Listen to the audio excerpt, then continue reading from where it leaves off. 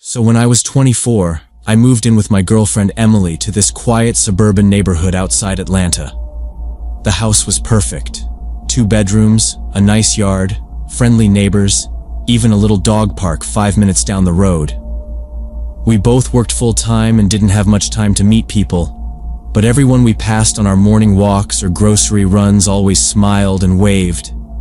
It felt like the kind of neighborhood where nothing bad ever happened. On our second Sunday living there, I was hauling a bag of recyclables out when I noticed this kid, maybe 13, standing in our driveway. He was just staring up at the house. I figured he was just taking a breather from riding around, since he had a bike with him. I gave him a quick wave.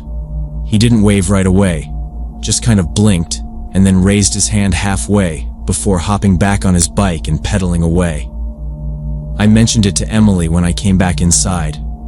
She said, "Yeah, I've seen him a couple times. Always Sunday evenings. Always around the same time." We didn't think much of it. Kids wander in suburbs, that's just how it is. Probably curious about new people moving in, but it stuck in my head a little longer than it should have. The following Sunday, same time, same spot, there he was again. I watched him for a bit from the kitchen window before heading out to say hi. He had one of those big mountain bikes with thick tires, clearly not new, but still in decent shape. When I stepped outside, he didn't move. Just stood there with his hands resting on the handlebars like he was waiting. I introduced myself. "Hey, I'm Matt. You live around here?" He nodded. "Brandon. I live with my dad, 3 houses down." He was polite. Said he was just riding around, taking breaks now and then. But then he said something that made me stop. "I always see your girlfriend leave for work at 7:45. She drives that little white Civic, right?" I blinked. "Yeah, that's her car." He smiled. "She was sick last week. I saw her come back early on Wednesday." I didn't say anything right away. The way he said it was casual, like someone mentioning the weather. But it was clear he'd been watching us. Closely. Too closely. "I stay up late a lot," he added. "I see your living room light on until, like 1 sometimes. What are you watching?" I tried to keep my face neutral. "Just some old shows. I'm a night owl." He nodded like he understood. "My dad works nights. I don't sleep much either." Something about the way he said that made me uneasy. I looked toward his house. From our driveway, you could see a small portion of it. A blue recycling bin, a dented mailbox. One of the upstairs windows had a piece of cardboard taped across it instead of a curtain. "Well, nice meeting you, Brandon," I said, taking a step back. "We're usually home most days, so feel free to knock if you ever need something." He didn't say thanks. Just nodded and turned his bike around. He didn't ride away fast. He coasted slowly toward the corner, then looked back over his shoulder at the house before turning out of sight. That night, I kept the blinds closed. I didn't tell Emily exactly what he said, just that I talked to the kid and he lived nearby. I didn't want her to worry. But every night after that, I found myself checking the window before I turned off the lights. Nothing ever seemed out of place. Still, I waited a couple of extra seconds before flipping the switch. Next Sunday, like clockwork, I spotted him again. This time, he was standing off to the side of the driveway, right near the hedge that separates our lawn from the neighbors. I watched from behind the curtain for almost 5 minutes. He didn't move, just stood there holding his bike upright. The sun was going down and the light was fading, but I could still see his eyes. They weren't on the house. They were on the front door, like he was waiting for it to open. I stepped outside again. This time I didn't say much, just walked toward him and stopped halfway. "You okay, Brandon?" He nodded. "Just thinking." He wasn't holding his bike anymore. It was resting against his hip, one foot on the ground, both hands tucked into the sleeves of his hoodie. The weather had cooled down a bit, but not enough to really need a hoodie. "You should probably head home. It's getting late." He didn't move. "Do you leave the back window open sometimes? I think I heard music the other night." I felt my chest tighten. "We usually keep everything locked." He looked down at his handlebars. "Yeah, probably was something else." There was a long pause. I started walking toward him, not fast, just enough to make it clear I wanted him to go. When I got close, he backed his bike up a little and said, "Your dog doesn't bark much, does he?" "We don't have a dog." He blinked, like he wasn't expecting that. "Oh, I thought I saw one in the backyard." Then he turned and rode off without saying anything else. I stood there for a while before heading inside. First thing I did was double-check all the locks. Back door, windows, even the little bathroom window upstairs. Everything was shut. Still, I dragged a chair in front of the sliding glass door before we went to bed. I didn't see him at all the rest of that week. Not on the sidewalk, not riding past the house, but I kept checking. Something about the way he talked, how he looked around, it didn't sit right with me. That Sunday, he didn't show up. I waited near the living room window with the blinds just barely tilted open. Nothing. I figured maybe his dad finally put a stop to his wandering around. Then Monday morning, I walked out to get the mail and saw something tucked halfway under the welcome mat. It was a piece of folded notebook paper. Inside, written in all caps, it said, "Some windows sound louder than others." No name, no explanation, just that one line. I didn't tell Emily. I just slipped it in my jacket pocket, walked around the side of the house, and checked every window frame for cracks.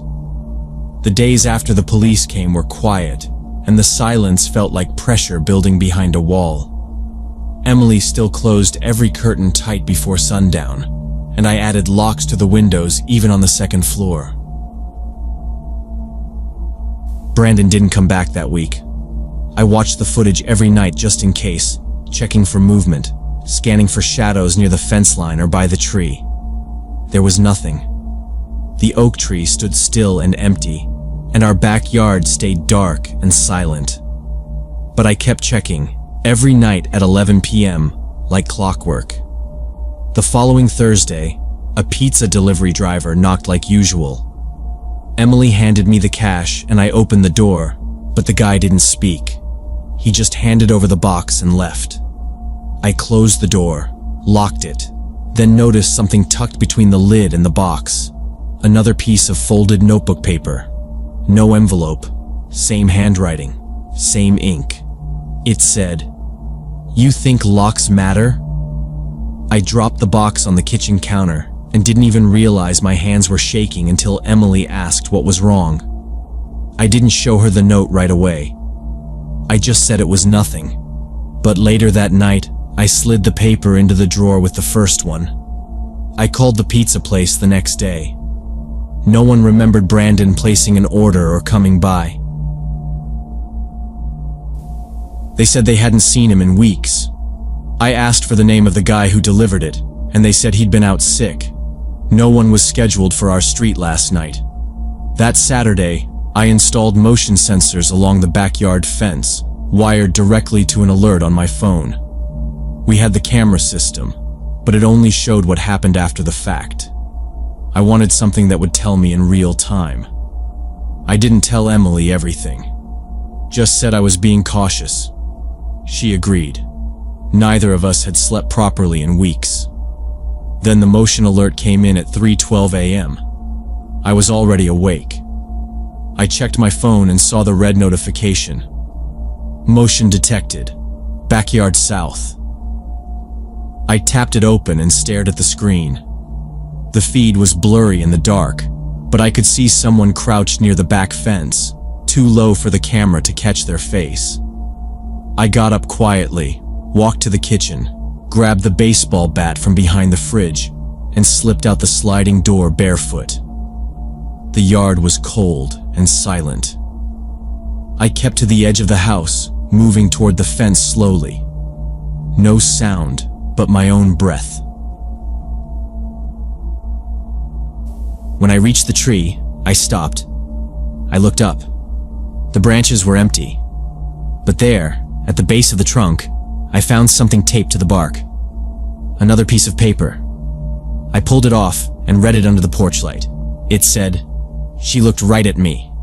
I called the police again. They came quickly this time, 2 cruisers, quiet and serious. One of the officers took the note. Another searched the fence line. They didn't find anyone, but they confirmed the motion alert matched someone's presence. They said to keep the footage.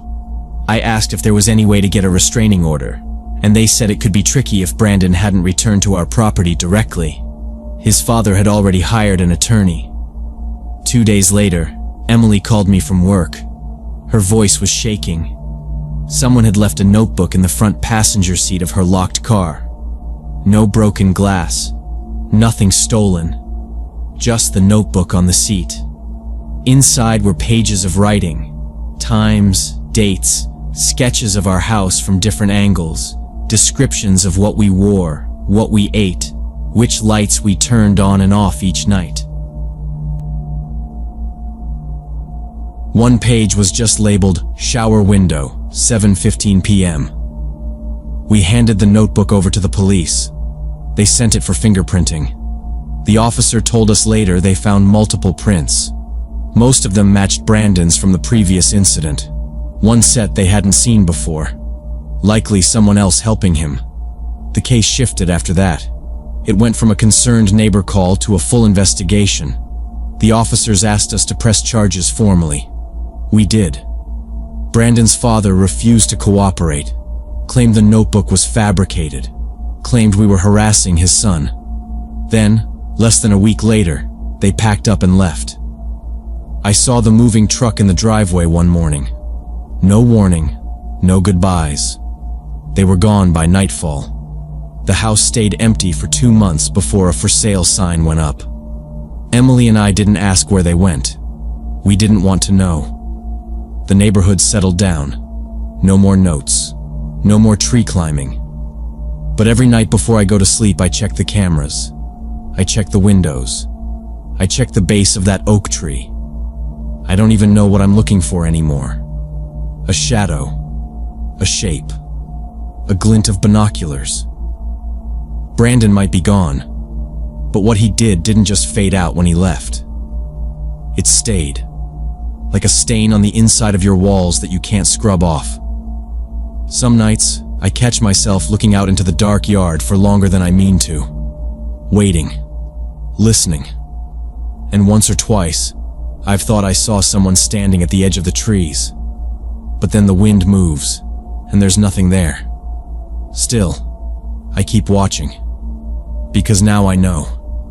Some curiosity isn't just dangerous. It doesn't stop. It just finds another angle, another way in.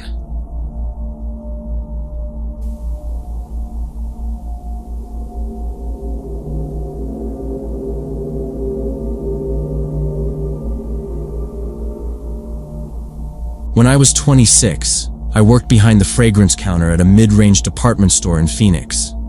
Pretty slow place. Not much happened most days except for the usual perfume samples and bored regulars who came in just to talk. That afternoon started off like every other. It was dead quiet. Maybe 3 customers in the whole store. I was flipping through a coupon booklet when this middle-aged blonde woman approached the counter. She looked disheveled. Sunburnt shoulders, uneven eyeliner, and stringy hair that looked brittle like it had been bleached one too many times. She had a phone in her hand and kept glancing around like she expected someone to interrupt her. She asked, very calmly, if I could take some pictures of her hair. That threw me off. I asked her to clarify, thinking she maybe meant a product photo or something for a salon. But she leaned in close and said, I need you to take pictures of the damage. You can see it, right? The texture, the breakage. She pulled a section of her hair away from her scalp and showed me the roots. There were patches that looked like they'd been burned, like from a straightener or bleach gone wrong. I was still trying to figure out how to politely say no when she added, "It's for a legal case." "He did this to me," I asked. "Who?" And that's when she started talking, quiet at first, almost like she was afraid someone would overhear. Her ex-fiancé, she said, had been sneaking into her apartment while she slept, using insect drones, government grade. He'd fly them in through the AC vents and release some kind of chemical to damage her appearance. She said they were targeting her hair specifically, to discredit her and make her look unstable in court. I was stunned into silence. I should have ended it right there, but she didn't seem dangerous, just confused and desperate. I told myself it would take less than a minute, and maybe she'd leave me alone if I helped. She handed me her phone, and I took about 6 pictures from different angles: front, sides, top of her head, close-ups of the split ends. She checked them immediately, nodded approvingly, then thanked me like I'd saved her life. Called me her angel witness, said I'd be critical in proving the truth.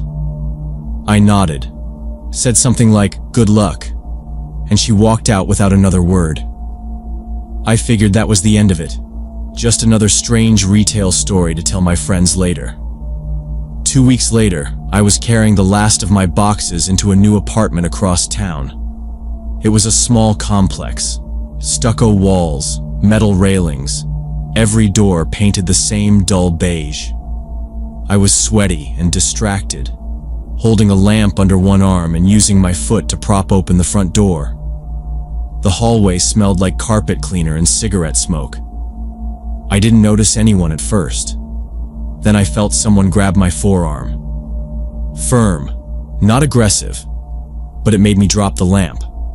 I turned, and my stomach dropped. It was her, the blonde woman from the store. Her eyes locked onto mine like she'd been waiting. Her mouth fell open in this weird kind of relief, and she said, "It's you." I knew it. I didn't know what to say.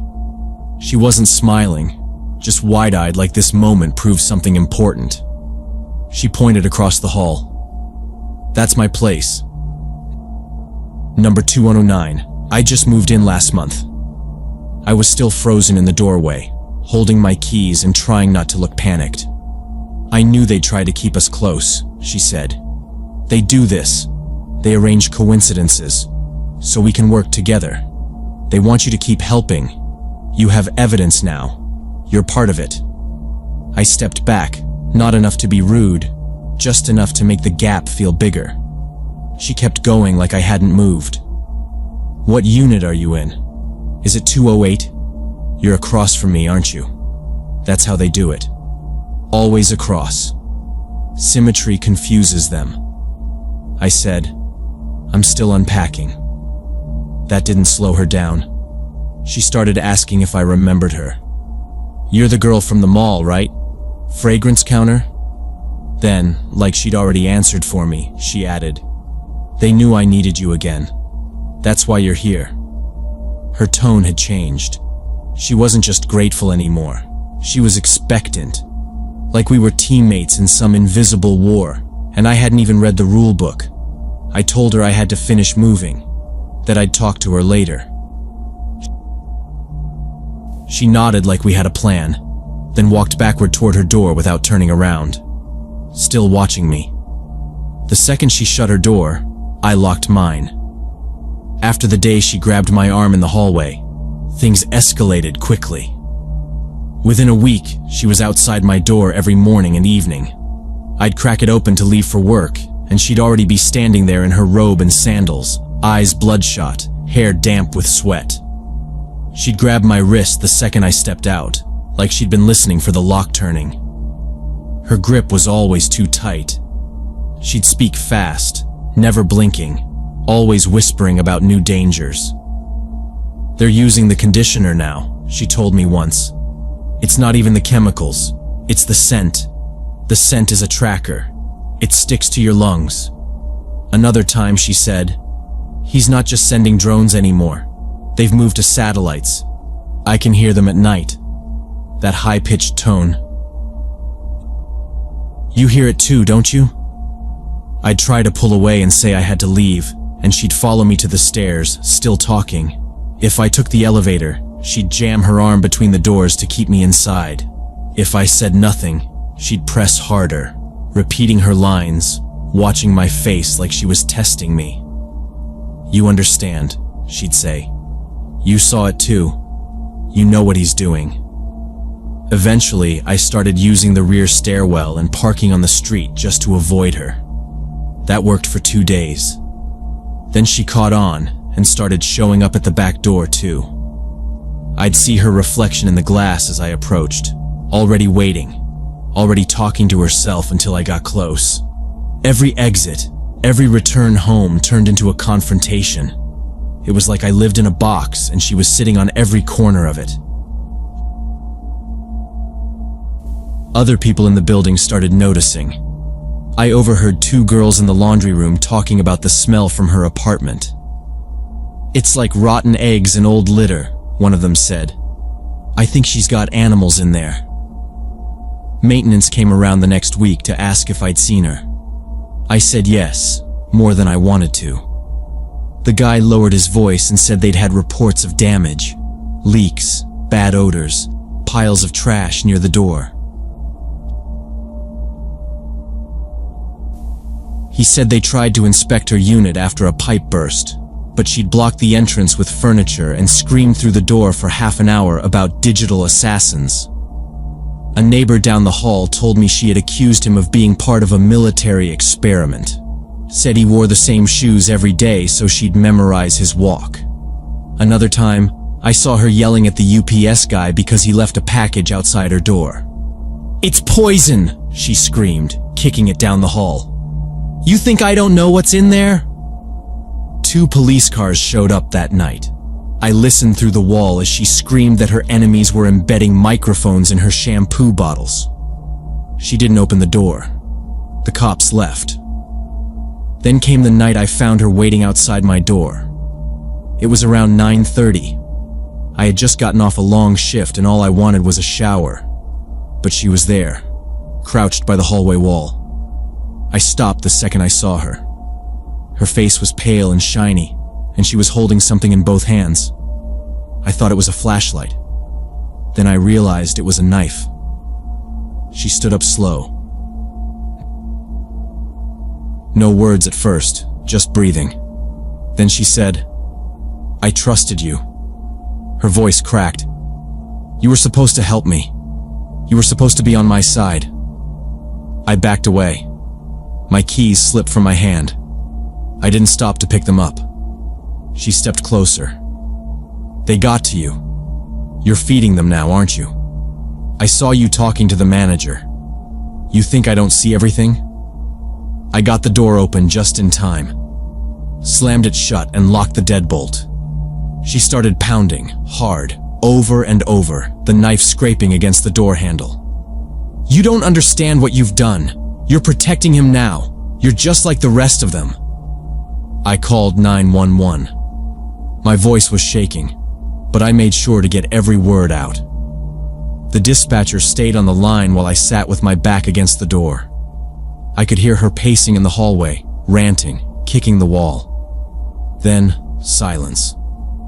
The cops came 15 minutes later. She was still outside my door when they arrived, crouched again, muttering under her breath. She didn't resist. They found out she had officially been evicted 3 days earlier. Notices taped to her door, ignored. She had refused to leave. Somehow, she had a master key.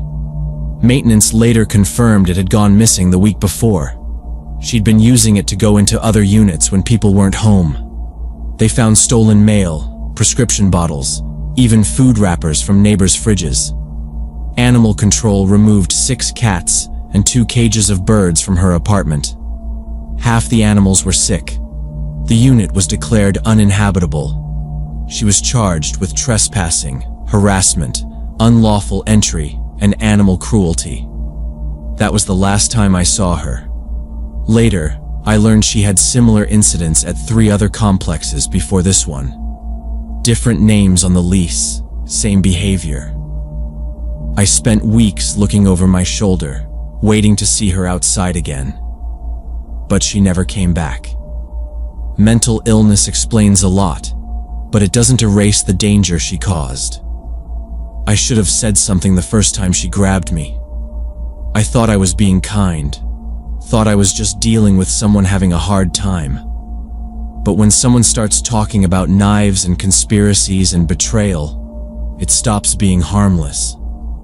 I don't answer my door without checking the peephole now. I don't assume people are just eccentric. Some lines, once crossed, don't come back.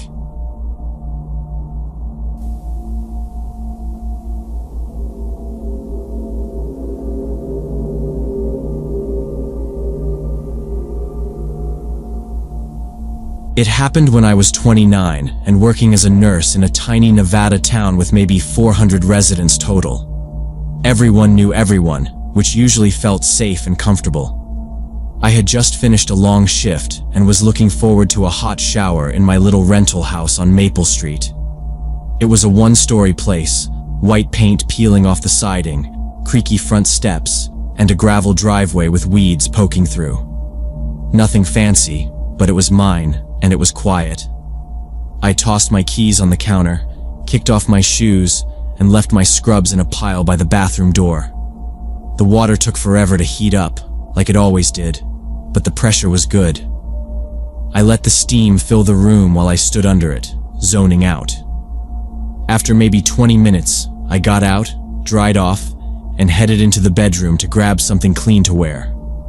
As I stepped into the room, still dripping and wrapped in a towel, I saw a quick, low movement in the corner of my eye. At first, I thought it was my own shadow, but it moved the wrong direction. I froze. My bedroom window faced the side yard, and someone had just moved past it. Slow, hunched down, like they didn't want to be seen. I dropped to the floor, crawled to the window, and pulled the curtain aside just a crack.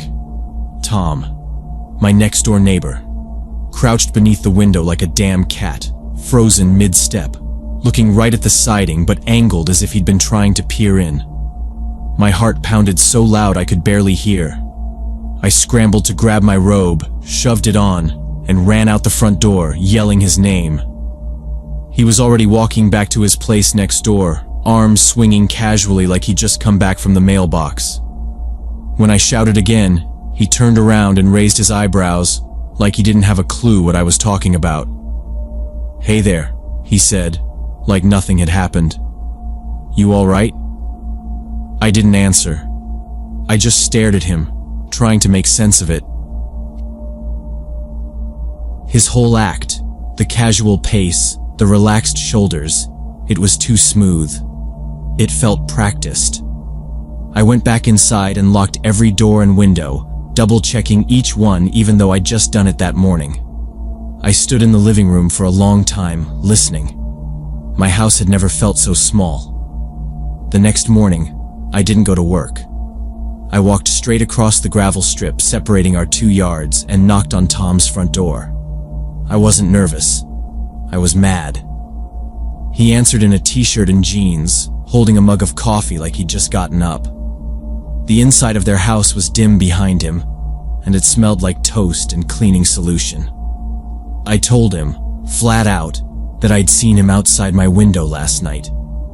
I didn't raise my voice. I didn't accuse him. I just said what I saw. He blinked a few times, then let out a short laugh. "My sprinklers went off weird," he said. "One of the heads popped off, sprayed the siding. I was trying to fix it before it soaked the foundation." He stepped outside, looked around like he was trying to find the spot again. "Didn't even look toward your place, I swear." Before I could say anything, his wife, Marla, stepped into the doorway behind him. She was barefoot, and holding a laundry basket. "What's going on?" she asked. "She thinks I was creeping outside her house last night," Tom said, still with that light tone, like this was just a funny misunderstanding. Marla looked at me, then back at him. "Why would she think that?" She didn't even wait for an answer. Tom was fixing the sprinklers. He wouldn't do something like that. They both stared at me like I'd walked over there drunk, making wild accusations. I wanted to scream. But instead, I just said, "Okay," and turned around. Everyone liked Tom. He was in his 50s, worked at the hardware store, and had one of those mustaches that made him look older than he probably was. He always wore a tool belt even if he wasn't fixing anything. People said he was harmless. Old school maybe. A little inappropriate sometimes. Said weird things to cashiers, winked at teenagers, but never anything serious. That's what people thought. I walked back to my house with my jaw tight, trying to figure out what to do next. There was nothing to prove anything. No camera, no witness. Just me and what I knew I saw. And now, I had to go back to living next door to him, pretending like it hadn't happened. That afternoon, I moved a chair next to the window and sat there with the curtain cracked open, just watching. His house, the sidewalk, the driveway. Every time I heard movement, I looked. I couldn't relax. I couldn't think about anything else. After that encounter, I couldn't stop thinking about it. The way they stood there in the doorway, united in their denial, like I was the one causing problems. But something in Tom's face, behind the polite smile, had stayed with me. I started mentioning it to other women in town, slowly, casually, like I wasn't really serious. "Has Tom ever seemed off to you?" I'd ask, pretending to laugh as if it were just a thought. 3 different women lowered their voices when they answered. Sarah from the diner said she'd caught him sitting in his truck outside her place around midnight more than once. "He never got out, just stared straight at the porch," she told me, eyes darting around like she wasn't supposed to say anything.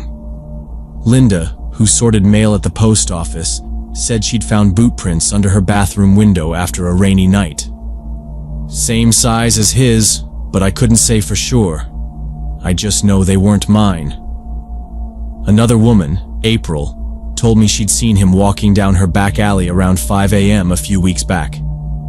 "He said he was checking a water leak," she said flatly. "But there's no plumbing back there." None of them had reported it. "It's too small a town," Sarah had said. "His cousin works dispatch." "You think she's going to take my word over his?" The others nodded. It wasn't just fear. It was knowing the outcome wouldn't be justice, only trouble. Still, hearing it from them confirmed I wasn't imagining things. This wasn't a one-time mistake. It was a pattern. Then things got worse. Tom started showing up everywhere I went. At first, it was subtle. I'd be at the grocery store, and he'd suddenly be in the same aisle, holding a bag of flour he clearly didn't need. Then he appeared at the gas station while I was filling up, waving like we were old friends. "Hey, funny running into you again," he'd say. He showed up outside the clinic where I sometimes picked up weekend shifts. Once, I walked into the parking lot and he was just standing near my car, pretending to check something on his phone. He didn't say anything that time. Just smiled as I unlocked my door and drove off. I started carrying pepper spray in my pocket and changed my route home from work, circling the block once or twice before pulling into the driveway. It didn't matter. He always seemed to find me. I tried going to the mayor's office, not to make a formal complaint, just to explain what was happening. He leaned back in his chair, hands folded over his gut, and said, "Tom's always been a little odd. Best thing you can do is keep your curtains closed and don't give him the wrong idea." I just sat there, blinking at him. He added, "I know it's uncomfortable, but some women dress in a way that gets misunderstood." I didn't say another word. I walked out and never went back. I knew then that no one in that building would help me. Tom had too many cousins, too many family friends. We were on our own. The other women and I started a group chat. Not official, just something on our phones to warn each other if we saw Tom somewhere. If he showed up outside the pharmacy, someone would text. If he was creeping around the church lot at night, someone else would take a picture, blurry or not, and send it. Linda was the quietest in the group. She never said much beyond reading our messages. But one evening, she sent a single text that changed everything. "I think he's been trying to get into my bathroom window." She lived on the edge of town, in one of the older houses with short hedges and a side entrance near the bath. She said she'd been hearing noises for weeks. A clicking sound, like fingers brushing metal, late at night. She thought she was being paranoid. Then she decided to test it. She left the window cracked, just enough. She sat in the tub with her phone close by. Her porch light was off, but she left the hall lamp on, casting a faint glow through the frosted glass. Then, just after 10:30, she heard it.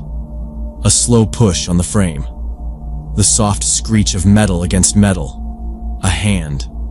She screamed loud enough that neighbors 2 houses down heard her. Then she dialed 911. She didn't wait. She got out, dripping, barefoot, grabbed the towel, and ran out the front door.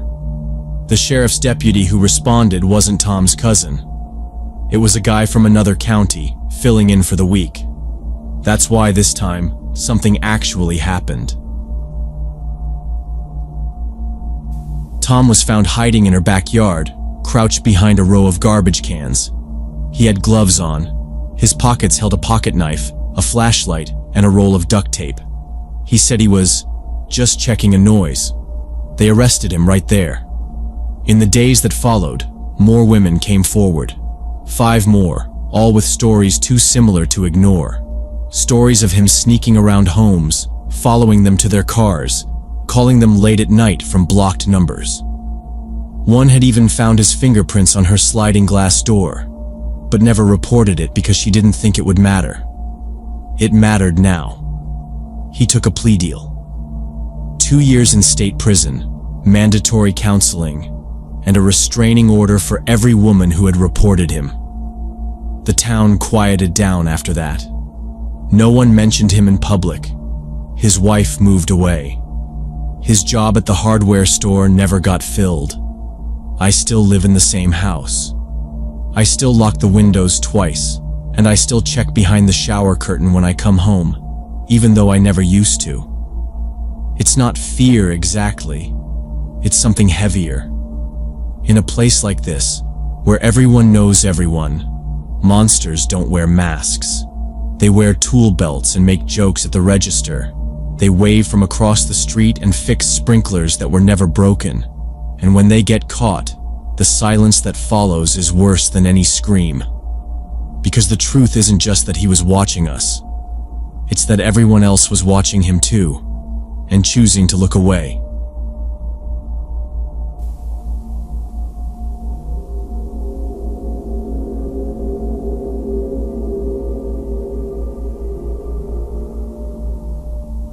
When I was 15, my mom Diana started dating Richard, who she met on Match.com in 2007. At first, he seemed like a good guy.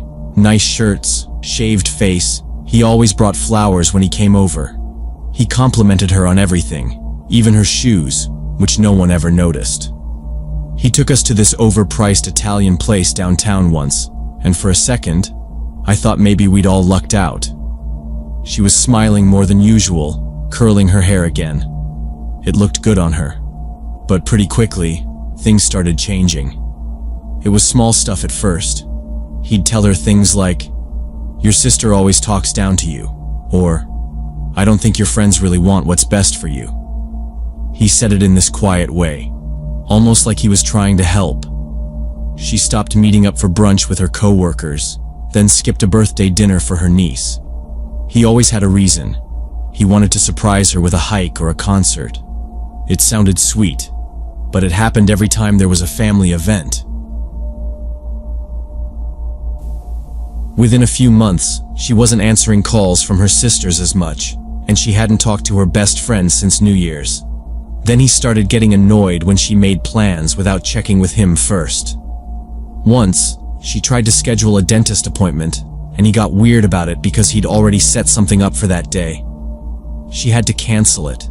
He said, "I just love being with you so much. I want to share everything." It was always framed like affection.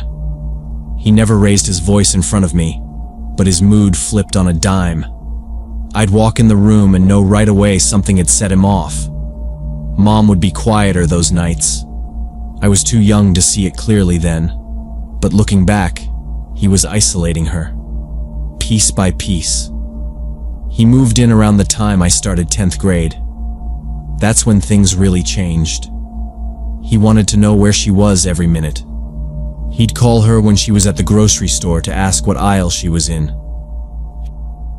She'd laugh it off like it was cute, but I saw the way she'd stop mid-sentence when the phone rang. If she didn't pick up fast enough, he'd act hurt, like she didn't care. "You don't even want to talk to me anymore?" he'd say. She stopped going to the gym because he didn't like the trainer there, said he gave off bad energy. After a few months, he convinced her to quit her job at the bank, said it was too stressful and didn't make her happy anymore. She started working at this small insurance office closer to home. Richard drove her there every morning and picked her up every night. I asked her once why she gave up her bank job. It had good benefits. And she just smiled and said, "Richard wants me to have more time for myself." But she didn't. He had her cooking dinner by the time he walked through the door. He'd sit on the couch and call out what he wanted for lunch the next day like she was a waitress. When she talked to coworkers, even about normal stuff like their weekend plans, Richard would ask a million questions. What exactly did she say? Why would she tell you that? It got to the point where she stopped mentioning people from work at all. One night I heard them arguing in their bedroom. Something about a guy at the office offering her a ride home when it rained. She said no to the ride, but it didn't matter. Richard punched a hole in the closet door. He never hit her. Not once. But it didn't have to get to that point. He punched walls. He threw things. He shattered a plate once because dinner wasn't warm enough. Then he cleaned it up before I even came downstairs. Said he tripped and dropped it. The next day, he brought her roses and took her out to dinner.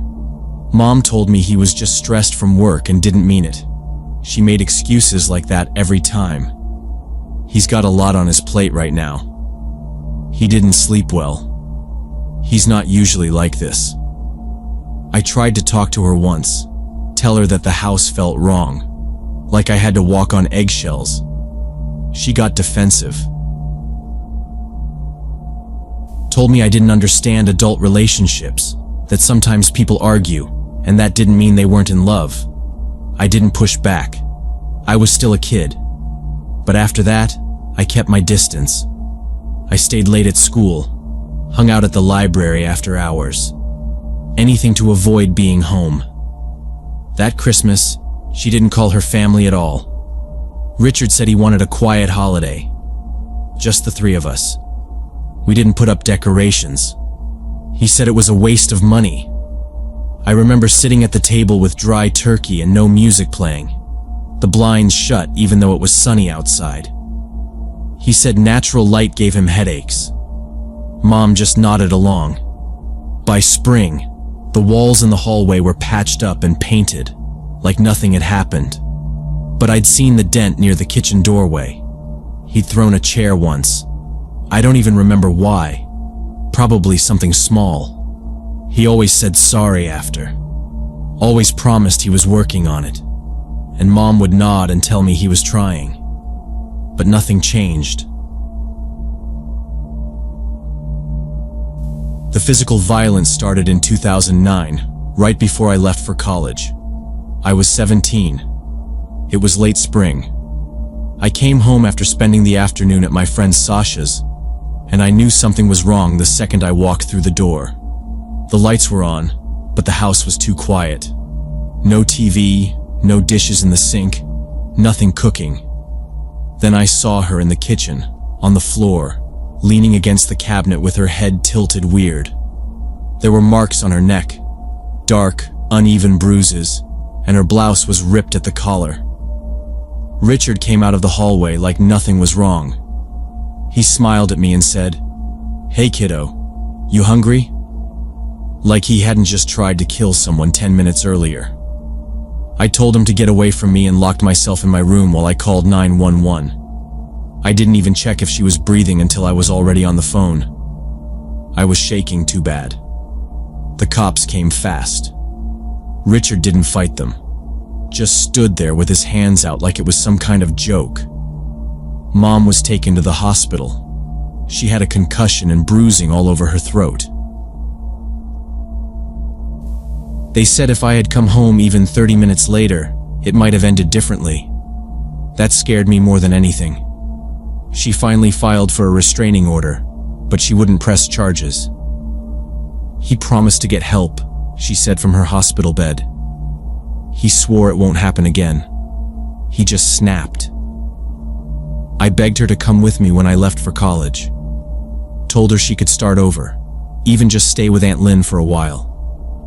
She said no.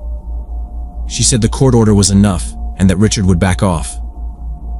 "He's basically a good person," she said. "He just lost control. He knows he can't come near me now." I didn't believe that. But I was 17, and she was the adult. She told me to focus on school and not worry about her. So I left. I tried to stay connected. We called a few times a week, and I visited when I could. At first, she seemed okay. She changed the locks, got a different phone number. She started going to yoga again and told me she was thinking about taking a night class. But then the phone calls got shorter. I'd ask how she was, and she'd say, "Fine, just busy." She never said Richard's name, but I didn't need her to. I knew he was still around. He started slow, leaving notes on her windshield, blank envelopes in the mailbox. She found a bracelet he gave her once placed on her porch railing, like he was showing he could get close anytime he wanted. He never left anything directly threatening, never said anything out loud in front of witnesses. But he was there, watching. She told the police, showed them the notes, described the phone calls where he wouldn't say anything, just breathe and hang up. They told her it wasn't enough. No direct threats, no confrontation. They said unless he made a move, their hands were tied. I begged her again, go to another city, at least get a security escort to her car. She said no. "I'm not letting him control my life. I'm not running," she told me. I refused to be scared of him. I didn't know what else to say. I didn't want to fight with her. She was trying to be strong, but every time I hung up the phone, I felt sick. March 15th, 2010 was a Monday. I had a midterm that morning, and my phone was off. When I turned it back on after class, there were 4 missed calls from Aunt Lynn and 1 from an unknown number. I didn't even get halfway through the first voicemail before I dropped the phone. He waited in the parking garage at her office. She worked on the 3rd floor, and her shift ended at 5:30. Security footage showed him leaning against a column near her car for almost 40 minutes. She walked up, keys in hand, and he shot her 3 times in the chest. One of her co-workers found her slumped halfway into the driver's seat at 5:53. The ambulance didn't make it in time. He was arrested in his apartment 2 hours later. The gun was still in his kitchen drawer. He didn't resist, didn't even lie. Just told them, she wouldn't come back to me. The trial took almost a year. I sat in that courtroom and listened to the prosecutor list all the past restraining orders Richard had against him. 2 previous girlfriends. One filed a police report after he broke her arm. Another had moved across the state. Both of them had stories that sounded like carbon copies of ours. Love, isolation, control, threats, escalation. None of them had been believed fast enough. Just like my mom. He was sentenced to life without parole. I sat through every minute of that hearing. But it didn't feel like justice. It felt like too little. Too late. None of it brought her back. None of it stopped the fact that I'd seen it coming and couldn't stop it. I keep thinking about how she said she could handle it. That she didn't want to be afraid. But love makes people underestimate danger. It makes you want to believe the best about someone even when all the evidence is screaming not to. She didn't want to run. She wanted to be brave. And the system let her believe that bravery was enough. If I could go back, I'd drag her out of that house myself. I wouldn't have listened when she said she was fine. I wouldn't have backed down just because she told me to. Sometimes loving someone means doing what they won't. Sometimes it means being the one who's willing to act when they can't see the threat for what it really is. I wish I had done that. I wish I hadn't left her alone.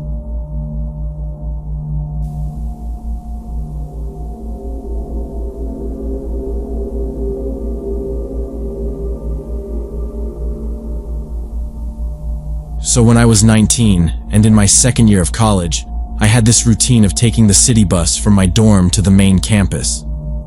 The bus stop was right outside the psychology building, usually busy with other students. That Tuesday afternoon in October, I was running late for my statistics class and checking my phone when I noticed her. She was maybe in her 40s, clearly homeless, wearing multiple layers of clothing that didn't match the mild weather. Her coat was one of those heavy army surplus types, even though it was barely 60 degrees. Her pants were baggy and stained, and she had a scarf wrapped around her head, tied in a way that didn't look intentional. Her mouth looked infected, with visible sores around her lips, like she had open cold sores or something worse. She kept pacing back and forth near the bench, muttering something I couldn't make out. What struck me as odd was how she kept digging around in this oversized canvas bag she was carrying. She'd stop pacing to crouch beside it, rummage for a bit, pull something out, glance at it, then shove it back in, only to repeat the whole process again. I assumed maybe she was just really out of it, but it made me uncomfortable enough to put my phone away and stay more alert. At first, I tried to ignore her, figuring she was just another person dealing with mental health issues. The bus was running late according to the app, so I had at least 10 more minutes to wait. She gradually moved closer to where I was standing, still talking to herself in this low, raspy voice. I caught fragments like, "They don't understand," and "have to show them." Her voice didn't raise above a mumble, but the words she was saying stuck with me. Her movements became more agitated, and she started looking directly at me instead of staring off into space. When she was about 3 feet away, I could smell her unwashed clothes and see that her hands were shaking. Her fingers were filthy, nails cracked and yellowed, and she kept rubbing them together like she was grinding something invisible between them. Something about her body language made me feel uncomfortable, but I didn't want to be rude by moving away. I glanced around to see if anyone else was watching, but the few other students waiting were either on their phones or had earbuds in. She stopped in front of me and muttered something I couldn't make out, then reached into her bag again. My first thought was that she might ask me for change, but she didn't hold out her hand or make eye contact. She just stood there, hands still in the bag, lips moving silently now. She suddenly pulled her hand out, but all she had was a balled-up paper napkin, which she stuffed into her coat pocket. Then she stepped even closer. I took a half step back, which made her pause. Her eyes narrowed, and she tilted her head like a bird trying to figure something out. Then she said, "You don't see it yet, do you?" Her voice was flat, almost disappointed. I didn't respond. I didn't know how. She looked down at her bag again, fingers twitching, like she was preparing for something. It wasn't normal, not the way she was acting. I felt this pulse of cold go through my chest. I took another step back, subtly. Tried to make it look casual. She looked up again and gave me a weird smile, thin-lipped, with teeth clenched, and then turned sharply, walking away just a few paces before circling back to the bench. But she didn't sit down. She stayed standing, fidgeting with the straps of her bag now, like she was tightening them or checking for something inside. The app said the bus was 5 minutes out, but it felt like forever. I kept my eyes on her. She wasn't pacing anymore. She was just standing there, shoulders hunched, muttering to herself with one hand clutched around the strap of her bag and the other twitching near her side. I noticed that her eyes weren't blinking. She was staring at the sidewalk, mumbling the same phrases over and over. They don't listen. They don't see. They don't listen. I looked around again. No campus security. Nobody nearby seemed to notice anything wrong. I thought about crossing the street to another stop, but I didn't want to make a scene, and I was already late. Then she walked away from the bench again, heading straight toward me like she'd decided something. This time her hand was still deep inside her bag.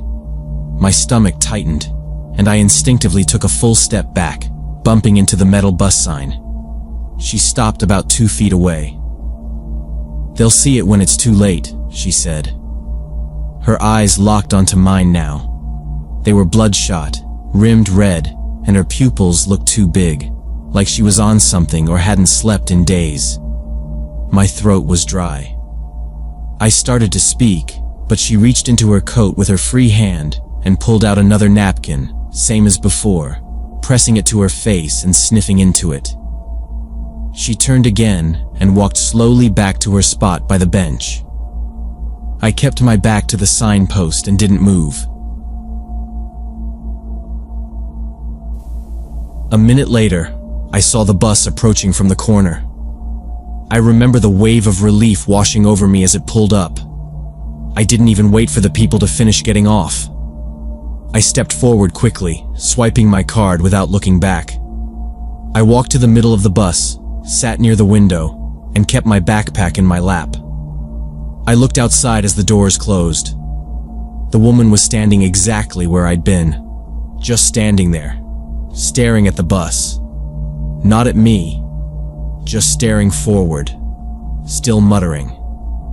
The bus pulled away slowly. I didn't breathe until we turned the corner. She stopped pacing and positioned herself right in front of me, still rummaging through her bag with increasing urgency. Her muttering got louder and more focused, like she was having an argument with someone I couldn't see. Her voice cracked, harsh and ragged, words spilling out too fast and sharp to catch clearly. Something about proof and they'll regret it. I put my headphones in, hoping she'd take the hint and leave me alone. Instead, she stepped even closer, standing almost toe-to-toe with me, and started speaking directly at me. Her breath was hot and sour, words slurred, tangled together in a way that made no sense. I couldn't even tell if she was angry or pleading. Being raised to be polite, I pulled out one earbud and said, "I'm sorry. Could you repeat that?" The moment I engaged with her, something in her demeanor shifted. Her eyes, which had been darting all over, suddenly locked onto mine. Her body stilled. No more muttering, no more rummaging. Her shoulders straightened and her hands froze inside the bag. For the first time, she looked lucid, almost too lucid. I noticed her jaw tighten as if she'd made a decision. The hand inside the bag moved slightly, slower now, like she was gripping something specific. She reached into the bag one final time and slowly pulled out what looked like a piece of sharpened metal, maybe 6 inches long. It was rusted and uneven, but the edge looked deliberate. Someone had taken time to file it down. The handle was wrapped in electrical tape, black and cracked with age. It looked like it had been hidden in that bag for a long time, waiting. My heart started pounding, but I tried not to show it. She kept it low, tucked under her coat, angled toward me. Her free hand trembled as she adjusted her grip. I realized this wasn't just some unstable encounter anymore. This was a threat. A direct one. She had chosen me for whatever reason, and now it felt like the whole world had narrowed to the space between us. I tried to keep my voice steady. "What do you need?" I asked. She didn't blink. Instead of answering, she took a sudden, jerky step forward and thrust the weapon toward my neck. My reflexes kicked in before my brain did. I twisted sideways and swung my backpack up with both arms, the corner of it hitting her wrist as hard as I could manage. The bag smacked her wrist with enough force that it made her flinch and stumble a little. The weapon clattered to the concrete. I stepped back fast, heart hammering, yelling "help" at the top of my lungs. Other students looked over, confused at first, then alarmed. She crouched, trying to grab the weapon again, but I didn't wait to see if she got it. I turned and bolted toward the campus security office, maybe 50 yards away and across the lawn. I was halfway there before I even looked back. She was chasing me. For the first 20 yards, she was right behind me, her steps light and erratic, like she didn't care if people saw. The sharpened metal was back in her hand. I didn't stop screaming. The security guards outside the office heard me and turned as I ran up. 2 of them stepped forward fast, hands already moving toward their belts. She saw them and didn't hesitate. She veered hard left, sprinting across the sidewalk and straight into a group of students. I saw her drop the weapon mid-stride and vanish into the foot traffic near the food trucks. I pointed and yelled, but by the time the guards chased after her, she was gone. One stayed with me, helping me sit down on the concrete while the other radioed it in. My whole body was shaking. I couldn't stop sweating. The weapon was recovered and bagged as evidence, and they pulled up security footage from the stop. It showed everything. The confrontation, the attack, the chase. But it didn't help much. She never looked up at a camera. No ID, no name, no way to track her down. I filed a police report that afternoon. They asked me to describe her in as much detail as I could. I told them everything. Her layers of mismatched clothes, the sores around her mouth, the bag, the taped blade. They said without a name or arrest, there wasn't much else they could do. She hadn't hurt me, technically. I hadn't been stabbed. They couldn't hold anyone for long even if they did find her. I changed my routine after that. I stopped using that bus stop entirely. Took longer routes to avoid being alone near campus at off hours. For weeks, I couldn't stand waiting anywhere without checking over my shoulder every few seconds. I even avoided the psychology building entirely, switching my path across campus so I didn't have to pass that bench. Nothing else ever happened. I never saw her again. But I still think about it. Sometimes when I'm standing in line for coffee or walking home at dusk, I wonder if she'd done it before, if she had a history, or if I was the first person who actually saw the weapon. Maybe she was always just looking for someone who'd talk to her first. Maybe that's what she was waiting for. Someone polite. Someone raised not to ignore people. Someone like me.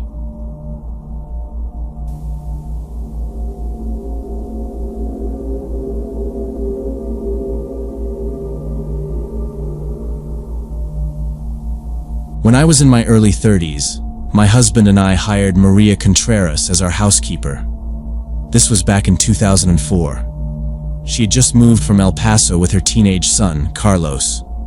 Maria was incredible. She was the kind of person who never called in sick, always remembered my kids' birthdays, and even stayed late when I needed help.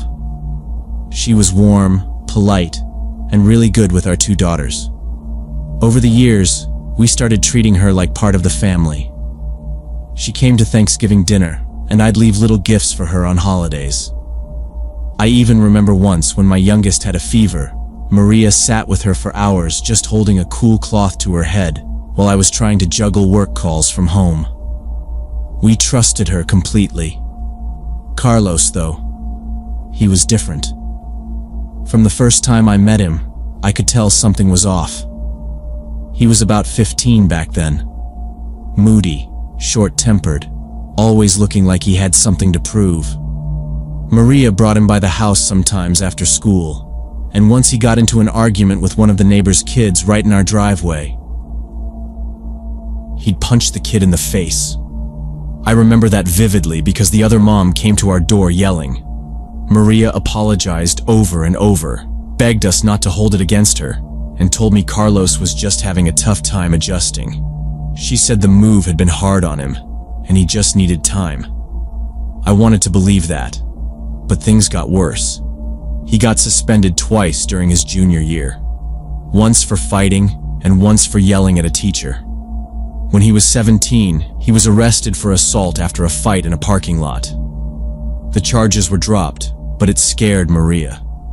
She came to work the next day, pale and shaking, barely able to keep her hands steady. She cried while she folded laundry in the upstairs hall. I didn't know what to say to her. Carlos stopped going to school not long after that. He bounced between jobs, none of them lasting more than a few months. I heard he worked at a tire shop for a while and then at a check cashing place, but he always got fired. He started gambling. I'm not sure how it started. Maybe cards, maybe sports bets. But soon he was borrowing money from anyone who would give it to him. Maria tried to help. She gave him money when she could. I told her it wasn't her responsibility, but she couldn't help herself. She said, "He's still my son. If I don't help him, who will?" I saw him less as the years went on, but every now and then, he'd show up at our house. Usually late in the afternoon, always when Maria was there. He never rang the doorbell. He'd just knock once, hard, and wait. If I opened the door, he'd look past me like I wasn't even there. I started to make a point of being around when Maria was working, just in case. In early 2017, Maria came to me in the kitchen and told me Carlos was in serious trouble. She said he owed money to people she described as dangerous. He was behind on payments and scared. She didn't say exactly who he owed, but I could tell she was terrified. She said she'd already given him over $800. I asked her where she got that kind of money, and she said she'd borrowed some from a friend and worked extra hours. I tried to be helpful. I suggested maybe Carlos could go to counseling or look into a rehab program if he was dealing with more than just gambling. I told her she had to set some boundaries, that giving him more money might make things worse. But she just looked at the floor and said, "I know, but it's hard." After that, I noticed Maria changing. She lost weight. She stopped wearing her earrings, the ones she always wore that her mother gave her. She seemed distracted, like her mind was always somewhere else. She'd clean things twice, forget where she left her phone, and once I caught her crying quietly in the laundry room. When I asked her what was wrong, she said she just hadn't slept well. But it was more than that. Carlos started showing up more often, sometimes 2 or 3 times a week. Once I found him sitting on the porch steps when I came home from picking up the kids. Maria wasn't even there yet. He didn't say anything, just stood up and walked down the driveway. Another time, I saw him outside talking to someone in a car parked across the street. When I walked outside, they drove off. Maria told me not to worry. She said Carlos just needed support. But I didn't feel safe anymore. I didn't like him being around the house, especially when I was alone or when the girls were home. One Thursday afternoon, I came home early and saw Carlos standing just inside our back gate. Maria was still inside, vacuuming. I called out to him, and he didn't answer, just stared at me. I told him he had to leave. He looked at me for a second longer, then walked off like nothing had happened. I told my husband that night that something needed to change. He said we should talk to Maria, lay down some rules, maybe ask her to stop letting Carlos come around. But neither of us wanted to hurt her. She'd been with us so long. I kept hoping she'd find a way to handle it, to keep him away.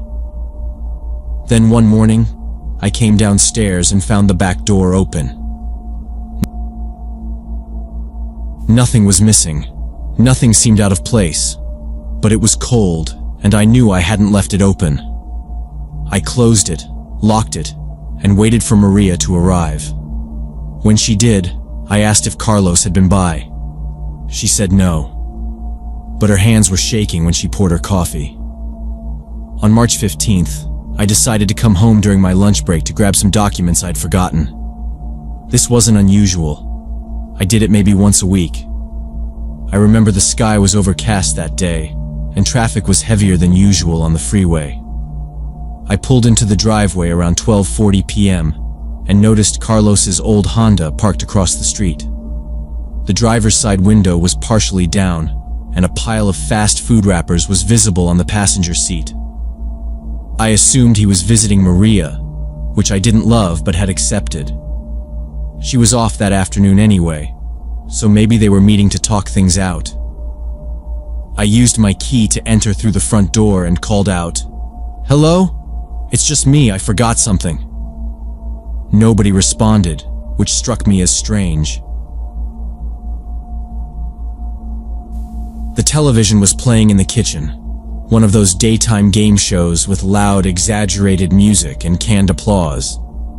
I walked down the hallway toward the back of the house, expecting to find them at the table. I even glanced briefly at the coat hooks by the laundry room door. Maria's jacket was still there, hanging where she always left it. When I reached the kitchen, I stopped in the doorway. At first glance, everything seemed normal. The sink was full of soapy water, and 2 coffee mugs were on the counter. Then I noticed something out of place near the island. It was Maria's shoe, just one. I stepped farther in and saw her lying on the floor beside it. She was on her side, one arm bent under her body. Her blouse was soaked in dark red, and blood had pooled beneath her and stretched out in all directions. The smell hit me next, metallic, sharp, unmistakable. I dropped the folder in my hand and fumbled for my phone. The 911 operator asked me to check for signs of life, but I couldn't move. I already knew. Her eyes were half closed, her face pale and slack. When the paramedics arrived, they confirmed she'd been dead for at least 15 minutes. The coroner later said she'd been stabbed in the chest and abdomen more than once, and the wounds showed signs of defensive struggle. The kitchen drawer where we kept the knives was still open. The murder weapon, a 6-inch chef's knife, was found in the sink, rinsed clean but with traces of her blood still caught in the handle seam. Carlos was gone. By the time police got there, his car was no longer on the street. The neighbors hadn't seen anything. One of them mentioned hearing a shout earlier that morning but didn't think much of it. We gave the detectives everything we could. Photos of Carlos, what little we knew about his debts, even the texts Maria had once shown me where he'd begged for more money. I stayed in a hotel that night. I couldn't be in the house. My husband picked up the girls from school and told them Maria had passed away. We didn't tell them how. Not yet. For 3 days, there was no word. The police checked his last known address, old friends, local casinos. Nothing. Then we got the call. He'd been caught at a border checkpoint trying to get into Mexico on foot, using his cousin's ID. They matched his prints and brought him back to California. During interrogation, he admitted everything. He said he went to the house to ask Maria for money again. When she said no, he got angry. He claimed he didn't mean to kill her, that things just got out of hand. But the way he described it, it didn't sound like a loss of control. It sounded like rage. Cold, selfish rage. The trial didn't take long. He pled guilty to avoid the death penalty, though I doubt that was ever on the table. The judge sentenced him to life without parole. I watched his sentencing from the back row of the courtroom. He didn't look at me once. He didn't say anything about Maria. Not an apology. Not a single word. We sold the house less than 2 months later. We moved to Oregon and rented a place near Eugene. It wasn't about starting over. It was about getting away from that kitchen. I couldn't step into that room without seeing Maria on the floor. Every time I opened the cabinet under the sink, I pictured her falling against it. Every time I passed the hallway, I thought I might hear her humming. The girls kept asking when we were going to see her again. It took a long time before we told them the truth. I still think about her all the time. Not the way she died, but all the quiet moments before that. How she'd tie her apron, the way she'd roll towels into perfect little bundles, how she used to sing under her breath while vacuuming. And I think about her last moments too. I think about how scared she must have been, realizing her own son, her only child, was about to end her life over something as meaningless as money. She didn't deserve that. She deserved peace, dignity, safety, and I can never forgive him for taking that away from her.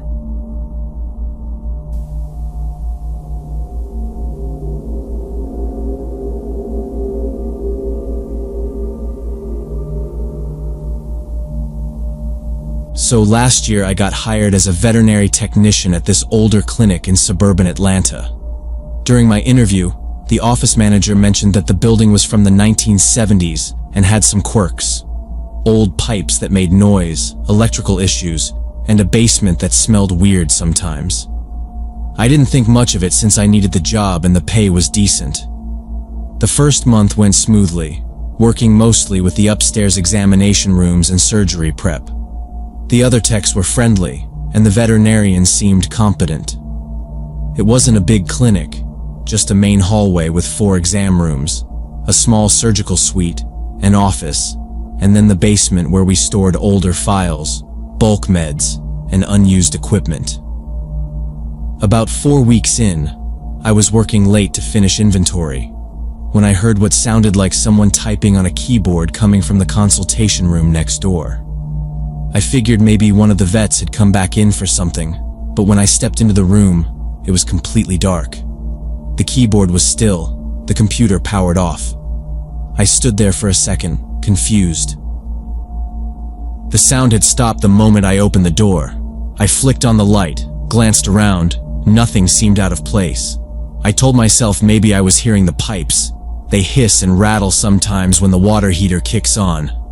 Still, it had sounded exactly like typing. Over the next few weeks, other strange things started happening. I'd be in the supply room and hear footsteps in the hallway, but when I peeked out, no one was there. One morning, I opened the clinic and found the back exam room door wide open, even though I knew I had closed and locked it the night before. Another time, I heard someone say, "Hey," in the break room, but when I went in, it was empty.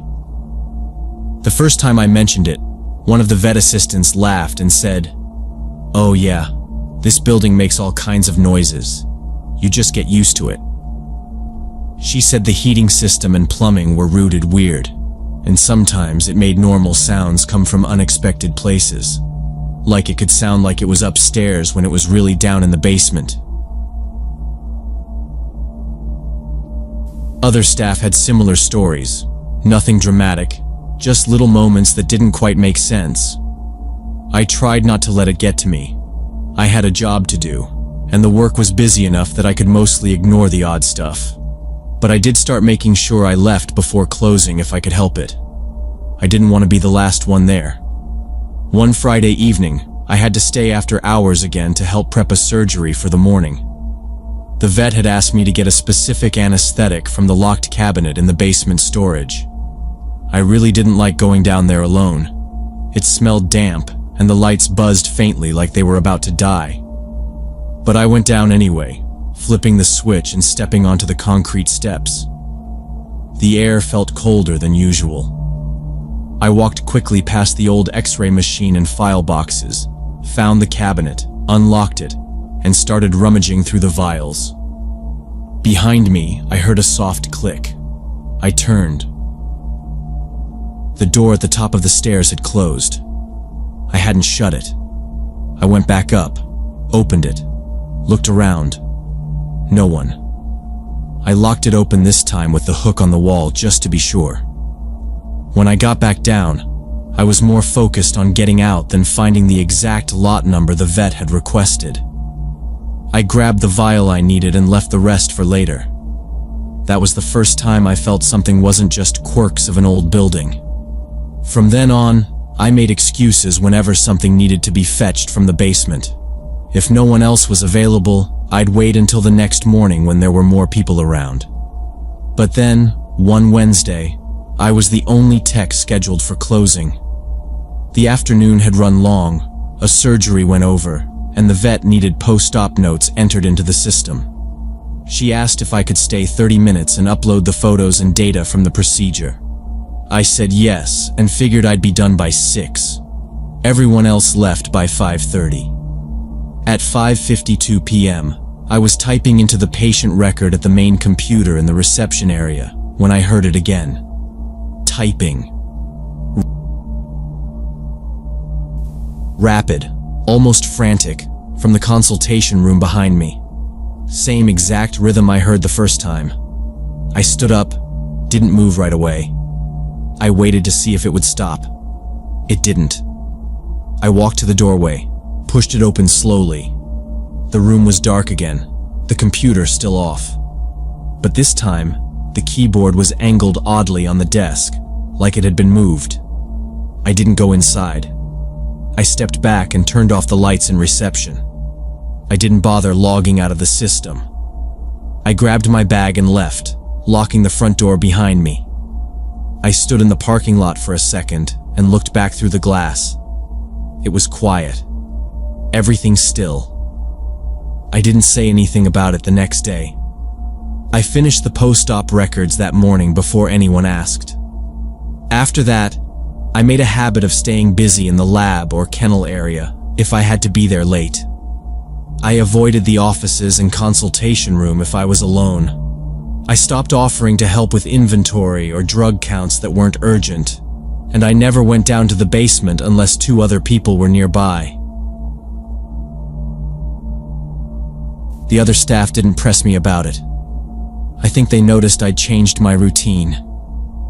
Maybe they'd done the same once. The real problem started about a month ago when I had to use the basement for the first time. That's where the employee lockers were located, along with storage for old equipment and files.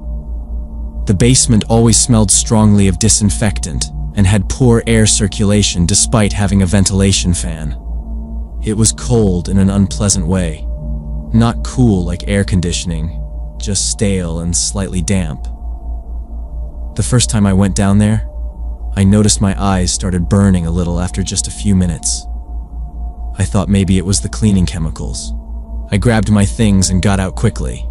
The second trip down was a few days later when I needed to get some old surgery forms. While I was looking through the cabinets, I thought I saw something move near the far shelf, just in the corner of my eye. I assumed it was my imagination. The light down there flickered sometimes, and the shadows played tricks on you. But it happened again. Same corner, same motion. A kind of slow step, like someone easing behind the metal racks. This time I turned and walked the full length of the aisle to check, calling out softly, "Hello? Anyone down here?" No answer. I waited, listening for footsteps, breathing, anything. It was completely silent. I left fast, didn't even take the files with me. That night I lay in bed thinking about the basement. I told myself it was just a trick of the light or the air circulation moving boxes. I even tried to convince myself it was a coworker messing with me. But by the third time it happened, I stopped pretending. It was a Saturday afternoon. I was alone in the clinic catching up on inventory when I had to get my jacket from my locker.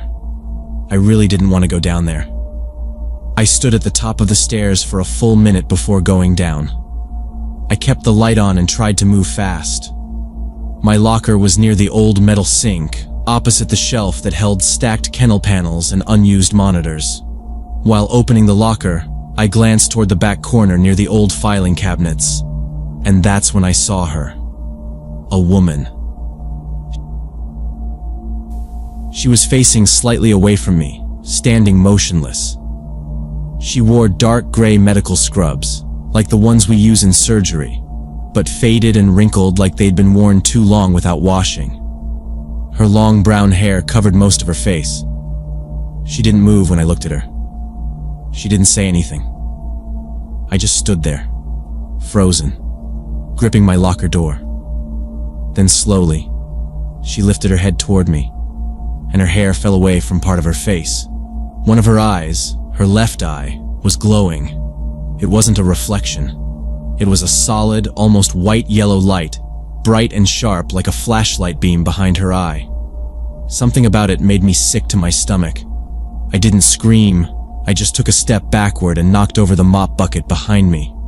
The crash of it echoing on the concrete snapped me out of the shock. At that exact moment, I heard footsteps coming down the stairs. It was Dr. Peterson. He looked confused when he saw me standing rigid next to the mop bucket, water spreading out around my shoes. He asked if I was all right, and I couldn't answer right away. I looked back at the corner. She was gone. Not walking away. Just gone. No sound, no movement. That corner was empty again like it had always been.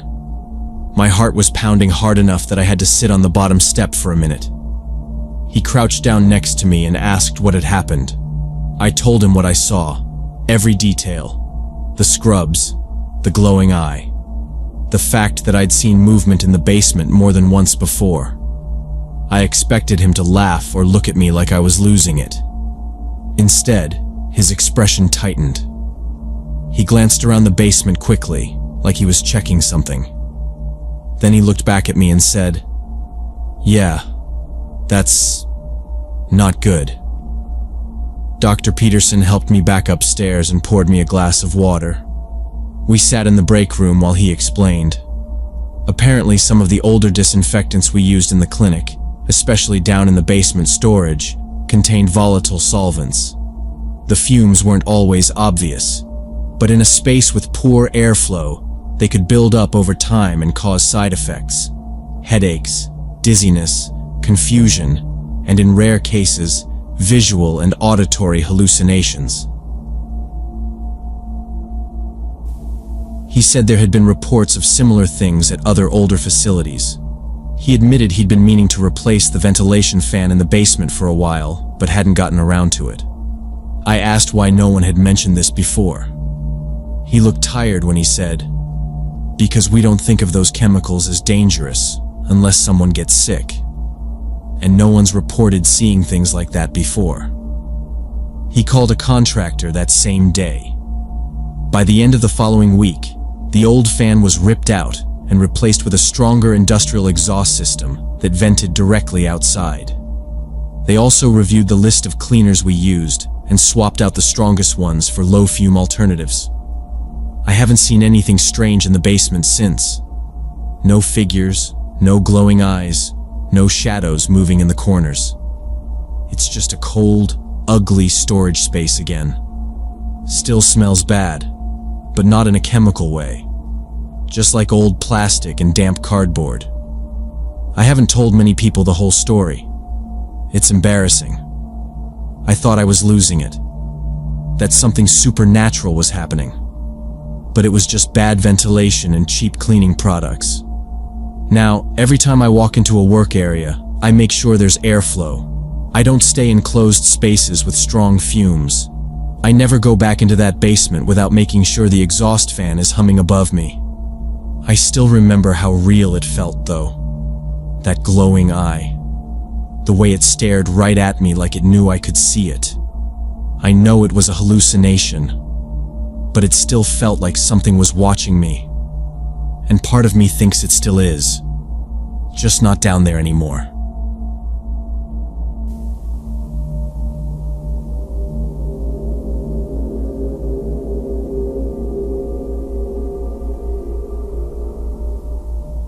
It was our second day in Breckenridge. Dad wanted to hit a few black diamond runs that were way above our skill level. So around noon, he told us to turn in our rental gear and head back to the hotel. Ethan and I were both 12, staying at one of those big ski and ski out resorts, the kind with heated sidewalks and a huge stone fireplace in the lobby.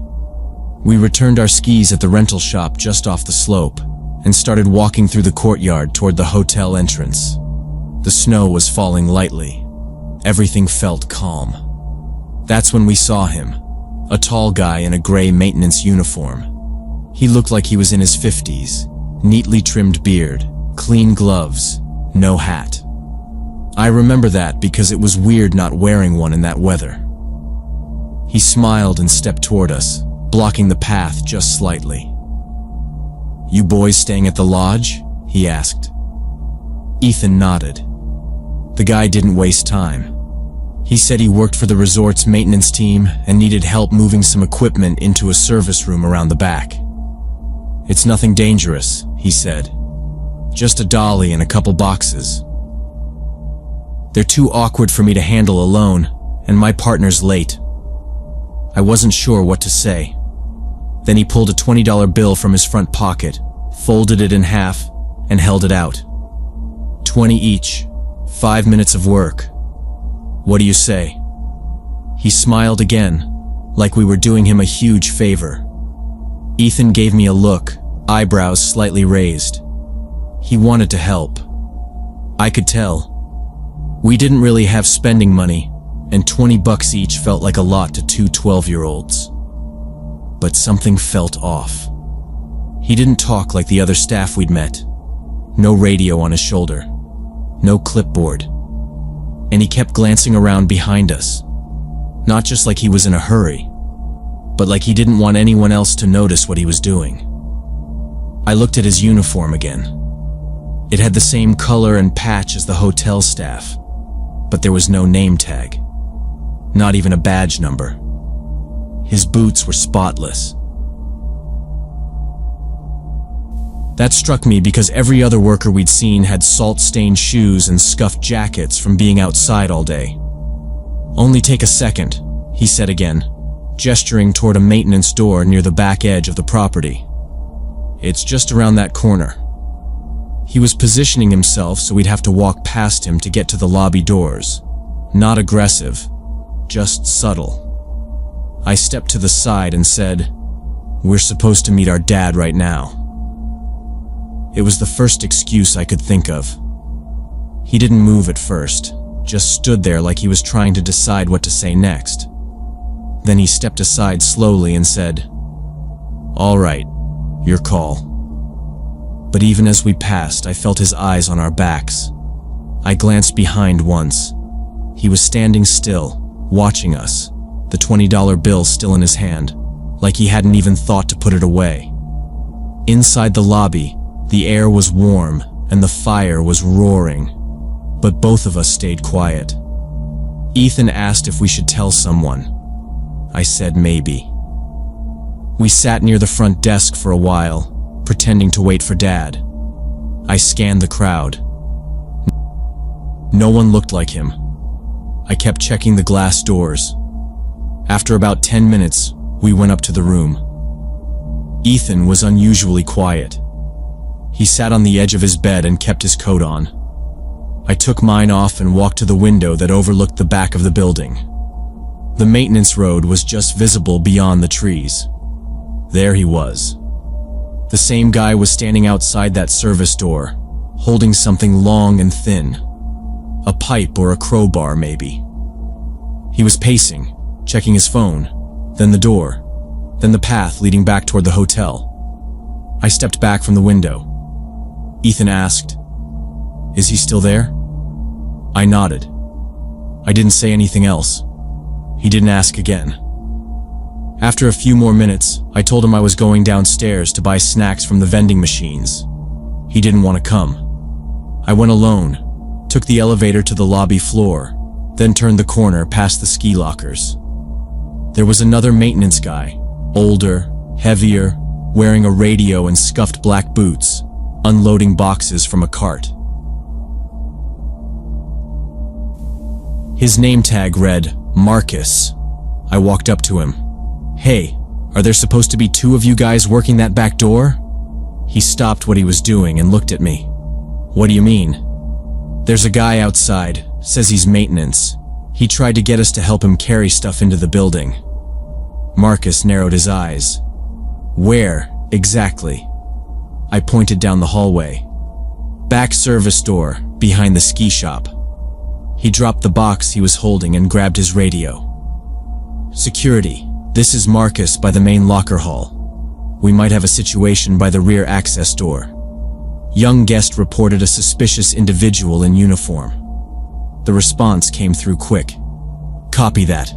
2 units en route." Marcus looked back at me. "You boys did the right thing," he said. "Don't go back outside." I nodded. Then I walked away quickly and went straight back to the room. Ethan was sitting on the bed, coat still on, staring at the door. I told him what happened. We didn't go back outside until Dad got back. I told him politely that we needed to get back to meet our dad, but he didn't seem to accept that answer. His smile faltered for a second, then returned even wider, almost forced. He said our dad wouldn't mind if we helped for just a few minutes and that we'd be back before anyone noticed. He held the folded bills tighter, like waving them closer would change our minds. Ethan shifted his feet and took a small step backward. I saw his eyes flick toward the lobby doors. I moved slightly in front of him without even thinking. The man noticed our hesitation and suddenly changed tactics. Okay, he said, lowering his voice. 30 each. Just from the back door to the hallway. It's urgent. Really urgent." When we didn't say anything, he took a step forward and said, "You boys don't understand. When an adult asks for help, it's good manners to say yes. That's how it used to be." His voice was calm, but his words weren't right. He was standing between us and the elevators now, closer than before. My hands were cold, even though we were indoors. Ethan took another step back. "We have to go," he said, a little louder this time. The man didn't move. He just stood there with his arms slightly out, like he might grab one of us if we tried to run past. I glanced toward the front desk and saw one of the staff members walking out from behind the counter. That's when Ethan shouted. He said loud and clear, "We're late! Dad's waiting upstairs!" His voice cut through the noise in the lobby, and a few heads turned. I grabbed Ethan's arm, and we both started walking fast toward the desk. We didn't run.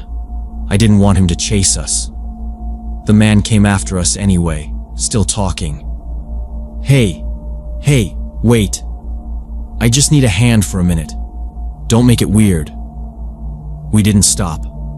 The front desk clerk, a woman in a blue blazer, stepped around the counter with a confused look. Ethan pointed behind us and said, "That guy's bothering us. We need our dad." The man froze for just a second, then smiled again. "It's a misunderstanding," he said quickly. "They said they'd help me.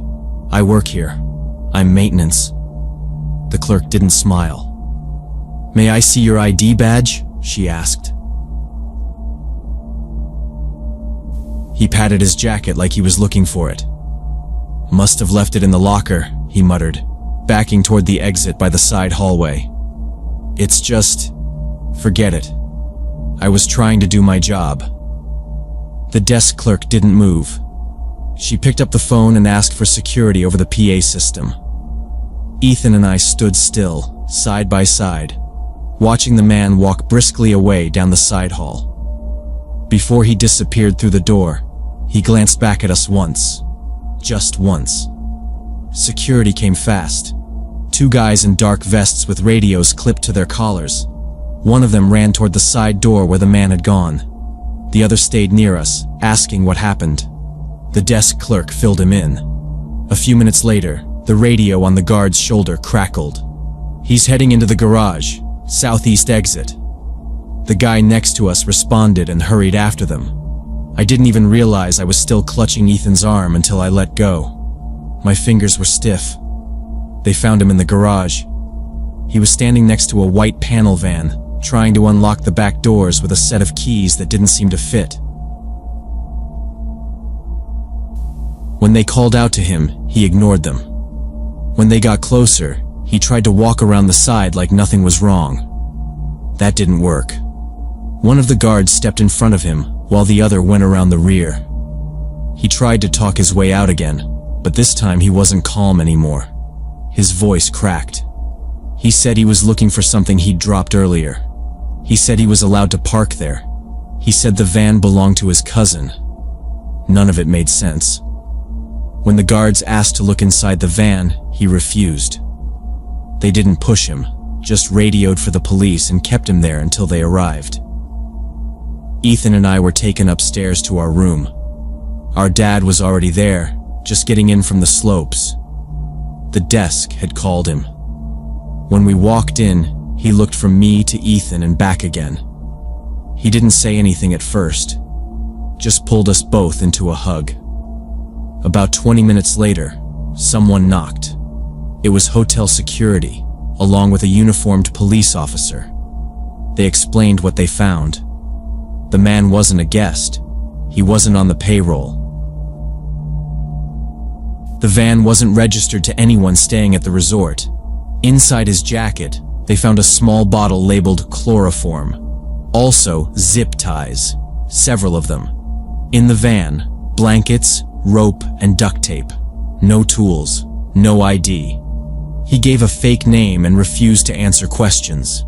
The officer asked if we'd be willing to give a brief statement. Our dad nodded. We sat down at the table and told them everything. How he approached us, what he said, what we noticed. The officer wrote it all down. That night, the hotel manager came to our room personally. He said what we did probably prevented something very serious. He thanked us for speaking up, for walking away, and for not trying to handle it on our own. I could tell our dad had been shaken up. He didn't let either of us out of his sight the rest of the trip. It's been years since that day. I don't remember most of the trip. I barely remember skiing. But I remember that man. The way he smiled. The way he tried to make us feel like helping him was normal. Like we'd be wrong to say no. Sometimes I think about what might have happened if we'd gone with him. Just for 5 minutes. Just around the corner. We didn't though. And I think that's what matters.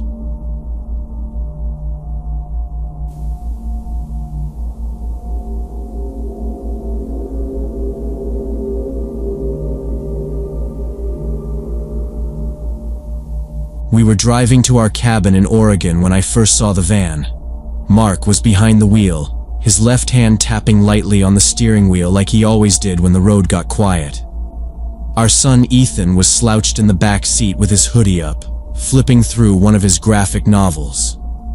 It was early evening, and the light was starting to change, settling into that golden hour you get just before the sun sinks behind the tree line. We were halfway up a narrow mountain road, the kind that has no shoulder and just enough room to pass if someone's coming the other way.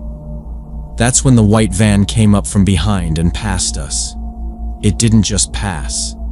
It veered into the other lane without signaling and swerved back hard in front of us like the driver was drunk or didn't care. I caught a flash of the driver's hands. He was wearing blue medical gloves. Not work gloves, not driving gloves. Nitrile, the kind nurses use. He gripped the wheel stiffly, elbows locked, no movement in the wrists. It made the way the van swayed on curves even weirder, like he wasn't adjusting much, just jerking the whole thing around with straight arms. I didn't say anything at first. I just stared at the license plate, which was partially caked in mud. The first 3 digits were visible. The rest was unreadable. Mark muttered, "Drunk or high," and I told him, "Just don't get too close." The van kept speeding up, then slowing down, slamming the brakes randomly like the guy couldn't decide if he wanted to race us or not. No turn signals, no hazard lights. Just the brake lights flashing bright red every 100 feet for no reason. At one point, we had to slow down nearly to a crawl just to give him space. It didn't seem like he noticed us at all, even when Mark tapped the horn once when we rounded a corner and saw the van half in our lane. No reaction. The rear windows of the van were tinted, but not completely blacked out. You could still see inside if the angle was right, and the light hit just so. I stared, and then I saw them. People. At least 4, maybe more. Sitting upright, motionless, dressed in white. It wasn't until the van tilted slightly to one side around a bend that I realized they weren't just mannequins or weird cargo. They were people in hospital gowns, short-sleeved, bare arms, thin fabric, open in the back. Their heads didn't move when the van jerked. No bracing, no leaning. Just still. I didn't tell Mark at first. I kept watching. I wanted to be sure. The van would brake, lurch forward, and the figures stayed still. I squinted and counted again. 4 for sure. One near the middle shifted slightly in the seat. Just a small jerk of the shoulder like a twitch. That's when I spoke. "There's people in there," I said. "In hospital gowns. They're not moving." Mark glanced in the rear view, long enough to get a glimpse before the van pulled ahead on a long curve. I saw the way his face tensed. He didn't say anything, but I could tell he saw what I did. Ethan was still flipping through his book in the back seat. "Can we get there before dark?" he asked. Mark told him, "Yeah, almost there." His voice was tight. The van slowed again. We rounded a switchback and saw it sitting at the next bend, brake lights glowing. Then it moved, suddenly, jerking forward like the driver had stomped the gas. It vanished around the bend. Mark exhaled and said, "Let's just get to the cabin." I nodded but turned to watch as we crept up the next rise. The van wasn't far ahead, still weaving, still braking erratically. It had no visible company name, no bumper stickers, just plain white with some rust streaks near the bottom. One of the taillights was cracked, and the back doors had dents in them, like something had hit them from the inside. I said, "Something's wrong." Mark didn't answer. He flipped his headlights to high beam even though it wasn't dark yet. The van pulled farther ahead and disappeared around a steep corner. For a second, I hoped that would be the last we'd see of it. Then we rounded the same corner and saw it again. Brake lights glowing. Slowing again for no reason. We weren't even going uphill anymore. I stared through the back windows again. The same figures. Same positions. No movement. I looked at their faces this time. They were all facing forward. None of them turned their head to look at us. Not even when the van jerked sharply right, almost into a ditch before correcting. Mark gripped the wheel tighter. He leaned forward like he was trying to make out the driver's face in the side mirror. The driver wasn't glancing back, just staring forward, hands still clenched on the wheel. One of the figures in the back twitched again, just the shoulder. Then stillness. We didn't talk for the next minute. The road narrowed even more, trees pressing in on both sides.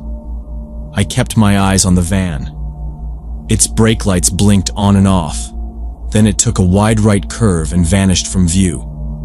We came around a few seconds later, but it was gone. Nowhere.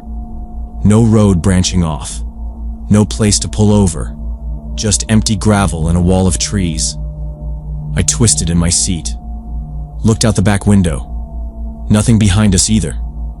No tire marks on the gravel shoulder. No dust cloud. Just the winding road, quiet and empty. Mark slowed down a little. "Where the hell did it go?" he said. Ethan looked up from the back, finally paying attention. "What?" he asked. Mark didn't answer. We drove on another half mile, still no sign of it. I kept turning back to look. No sound but the engine and the tires crunching gravel. We passed a small turnout and Mark slowed down, peering into the tree line. Nothing there either. Just empty space. Mark exhaled hard through his nose. "It must have turned off somewhere," he said. But his voice didn't sound certain. I kept watching the road behind us in the side mirror until it disappeared around the next curve. The van suddenly turned off without signaling, veering onto a cracked asphalt road just past a bend. Mark slowed down instinctively. "What's that?" I asked, already leaning forward. A faded green sign stood on a wooden post just off the tree line. Peaceful Valley Recovery Center, private treatment facility. I'd never seen it before, and I grew up just 2 counties over. The road it turned onto was narrow and lined with fir trees, overgrown in places, like it hadn't been used much by anyone except the people who worked there. "Should we keep following it?" Mark asked. He didn't sound eager. I shook my head. "No, just slow down. I want to see where it goes." We coasted slowly past the turn. The van rolled down the hill, through a rusted gate, and vanished around a corner. From the top of the ridge, I could see part of the facility. A few buildings, single-story, made of concrete and tan siding. The whole place was surrounded by chain-link fencing topped with barbed wire. "That doesn't look like any rehab center I've ever seen," I said quietly. Mark just kept driving. At the cabin, I tried to enjoy dinner. We grilled hot dogs and made a fire in the pit like we always did. Ethan threw rocks into the creek behind the house, laughing every time one made a splash. But I couldn't stop seeing those white gowns, those blank faces, that jerk of a shoulder, like someone trying to wake up. Later that night, when Mark and Ethan were asleep, I sat on the porch with my laptop. I typed Peaceful Valley Recovery Center into Google. The results were thin. One basic website with stock photos of forests and peaceful-looking patients sitting by a pond. No reviews, no address listed, just a contact form. The Our Program page had 3 sentences about holistic care and specialized support. No medical staff bios, no list of services, no mention of licensing. I sat there staring at the screen, uneasy. I searched Oregon state databases for licensed treatment facilities. Peaceful Valley wasn't on any of them. I checked the Better Business Bureau. Nothing. It didn't sit right with me. I took screenshots of the site and saved them. The next morning, while Mark was packing the truck for a fishing trip, I told him I needed to make a phone call. He rolled his eyes. "You're still on this?" I didn't answer. I waited until they were gone. Then I called the number from the website. A woman answered after a long pause.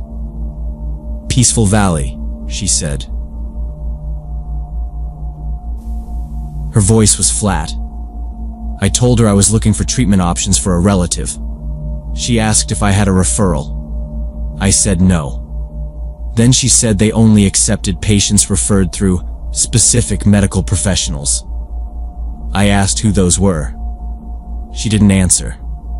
I asked if the facility offered transport services. She paused, then said they used state-approved methods. Her tone changed, more clipped. "We're fully compliant with Oregon regulations," she said. I asked again about which doctors could refer someone. The line went dead. I tried to call back, but it rang once and then straight to voicemail. The mailbox was full. When Mark and Ethan got back that afternoon, I told Mark everything. They hung up on me when I asked basic questions, I said. He looked tired. Maybe it's just one of those high-security places for, I don't know, rich people. Private stuff. I didn't respond. I was already planning to go back. The next morning, I waited until they were out again. I packed a thermos, my camera, and the small pair of binoculars we kept in the glove box. I drove back to the road with the sign and parked just out of sight. The facility looked the same from a distance, quiet, surrounded by trees. But this time, there was a different white van parked outside. I stayed low in the seat and watched through the binoculars. After about 15 minutes, I saw movement near the main entrance. A man in scrubs came out, followed by two others. They were helping people out of the van. Slow, careful movements. The patients didn't seem drugged exactly, just dulled. Their arms hung loose at their sides. One woman looked around, blinking hard like she'd just woken up after a long sleep. Then I saw one of the staff clearly. A tall woman with light brown hair and a bun. My stomach dropped. I'd seen her before, on a missing persons flyer pinned to the bulletin board at our grocery store last winter. I dug through the pictures on my phone. I still had it. Emily S., 28, missing since October, last seen leaving her job at a clinic in Salem. I took a photo of her through the binoculars, another of the van, then the front gate. I didn't go home right away. I drove to the sheriff's substation near town and waited until someone came to the front desk. I told the deputy everything, showed him the photos, gave him the link to the website. At first, he looked confused, like maybe I was wasting his time. But when I showed him the missing persons match, his face changed. He took my phone and called someone, then someone else. I stayed long enough to fill out a report. 2 weeks later, we were back home when I got a phone call from the same deputy. "There's gonna be something in the paper tomorrow," he said. "Peaceful Valley's not operating anymore." The facility had been raided in the middle of the night. No licensed doctors on staff, no operating permits. 32 people were removed, most of them held without contact with family. 2 staff members were arrested. More were still being investigated. Emily S. had been working there under a different name. She told investigators she'd been brought in under false pretenses, offered a job, then cut off from outside contact. They'd taken her phone. She hadn't been allowed to leave the property in months. I don't know what would have happened if we hadn't seen that van, if we hadn't slowed down at just the right moment. But I learned something. Sometimes what looks strange really is dangerous. And sometimes you're the only person willing to look close enough to see it.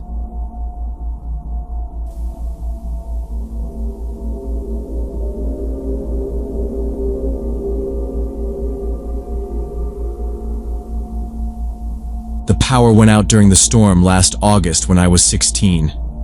It had been a hot, sticky day, and when the sky cracked open just after sunset, the whole house seemed to exhale. I was sitting in my room with the fan running full blast, doing nothing really, just scrolling, waiting for the Wi-Fi to reconnect, when everything blinked and went dark. The only light came from my phone, glowing dull and blue in the pitch black. I waited for it to come back on, but it didn't. My parents were at my aunt's place, helping her move a giant old wardrobe up a narrow staircase. It was a whole thing that had been planned for weeks. I was supposed to go too, but begged out of it last minute. Jesse and Tom showed up maybe 20 minutes after the outage. Their parents were working late shifts, and I guess no one wanted to sit through a blackout alone. We sat in the living room with our phone flashlights propped on the coffee table, talking about nothing important. The storm didn't stop. It just kept going. Rain tapping hard on the windows, wind grinding the trees against the house. After a while, we got bored. We had no service, no lights, and no interest in sitting around sweating in silence. That's when Tom said we should play hide and seek. I laughed, thought he was joking, but he stood up and said, "Why not? No lights. Rain's dying down. Makes it more fun." Jesse shrugged and went along. I hesitated. The warehouse next to our backyard had been empty for months. Someone broke into it last year and stole copper wiring or something, made the local news. Since then, I didn't like being near it. You could see the edge of it from our fence. Long brick walls, busted windows on the second floor, a collapsed shed out back. "It'll be better if we use the whole yard," Tom said. "Warehouse makes it cooler, scarier." I looked out the back window. The rain had slowed to a drizzle. "I don't know," I said. "That place gives me a weird feeling." "Exactly," Tom grinned. "It's perfect." I should have said no. I should have trusted that uncomfortable twist in my stomach. But I didn't. I grabbed my hoodie and stepped outside with them. The air was thick and smelled like wet leaves and metal. Everything was slick and shining under the light of our phones. We agreed on rules. Backyard only. No going past the fence, no warehouse interiors. Just around it, if you were brave. Tom would count first.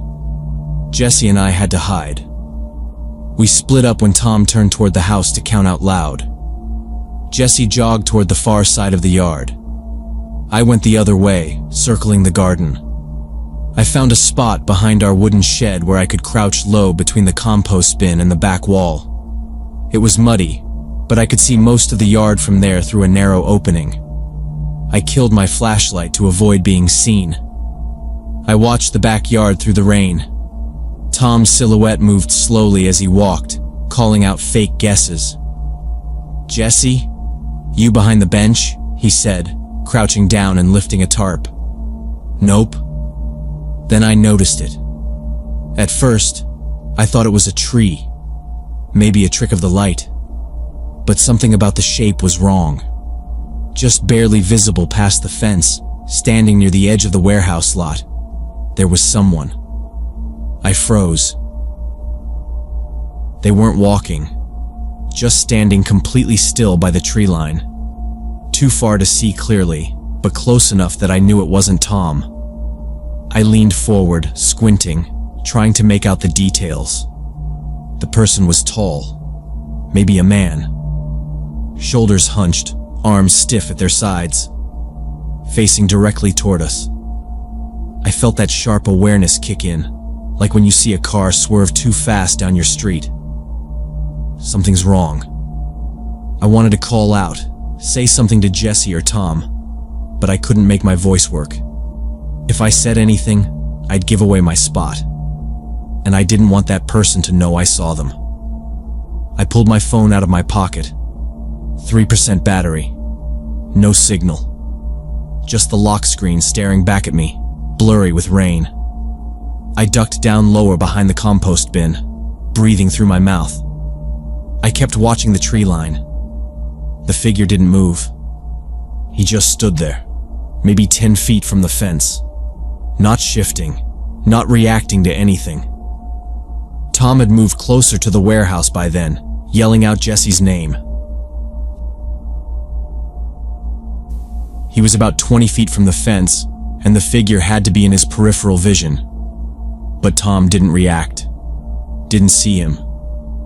I looked toward where Jesse had gone, but I couldn't spot her.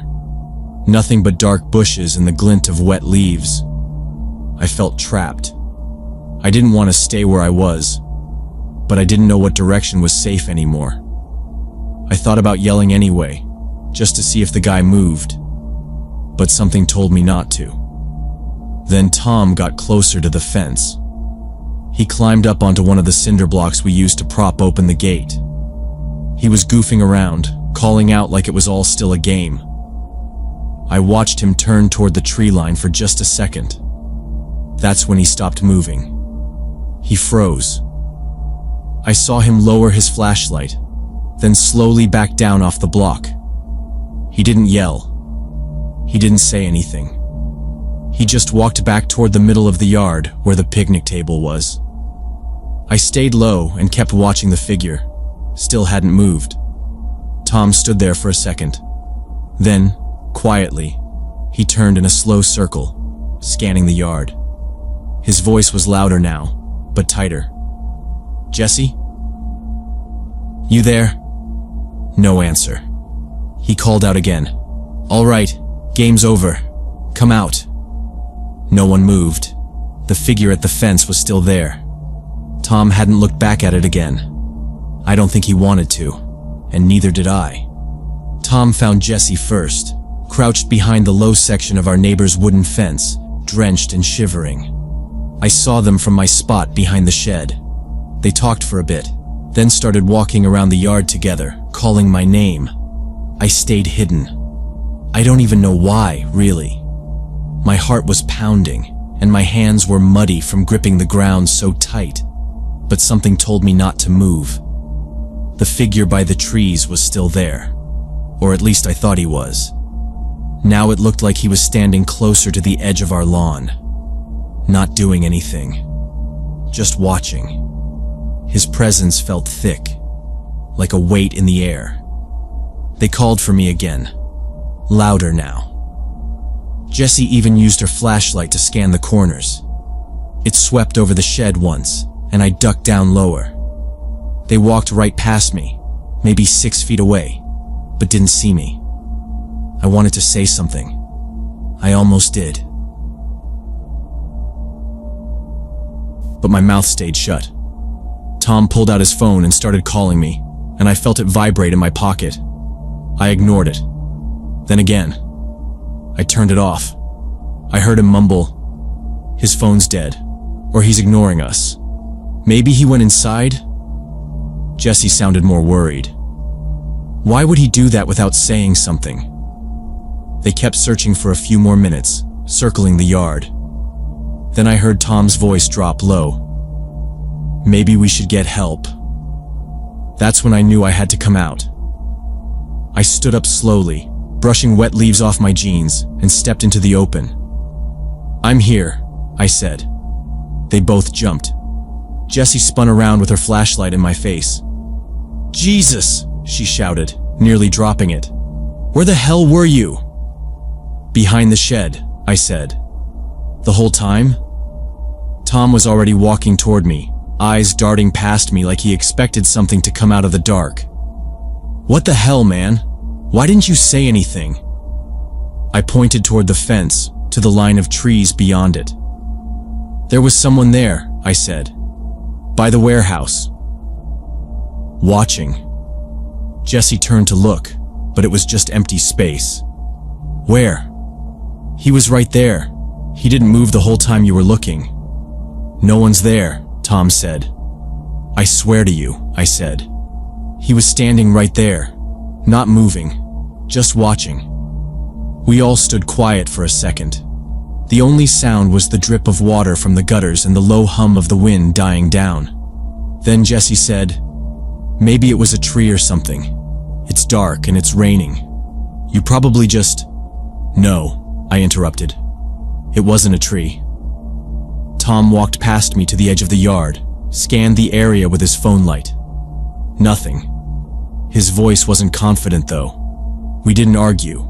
We just went back inside. The minute we were through the back door, we locked it.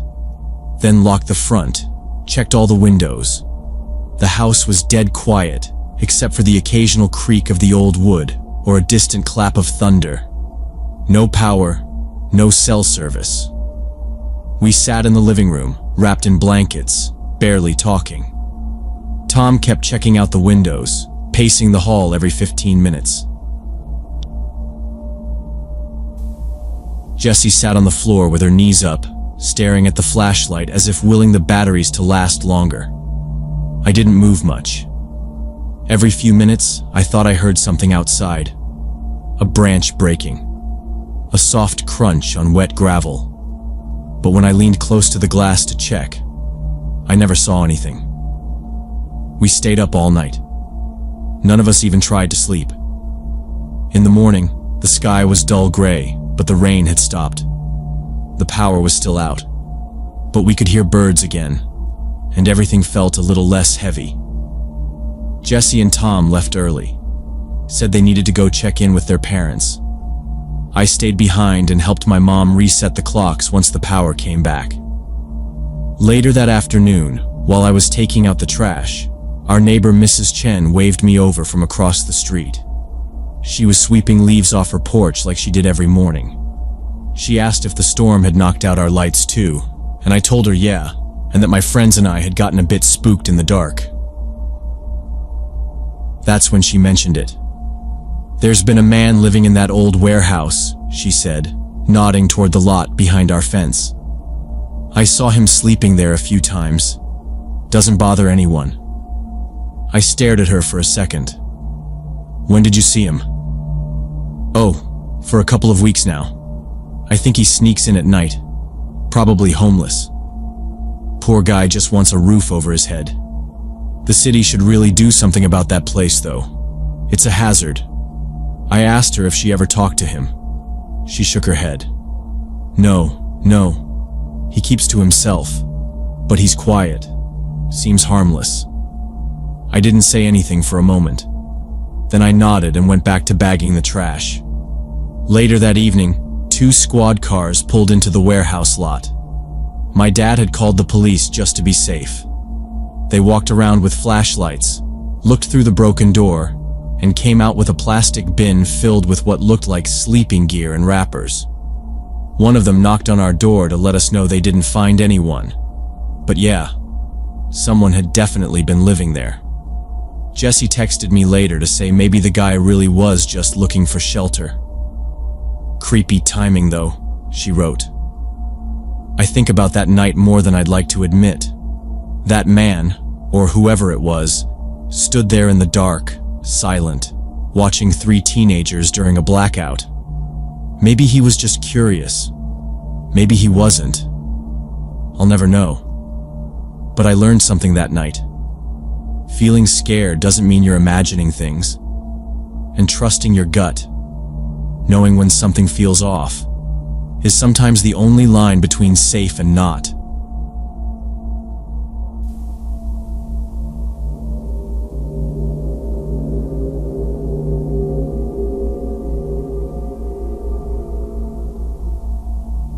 We started practicing in the old farmhouse because Brandon's uncle let us use it for free.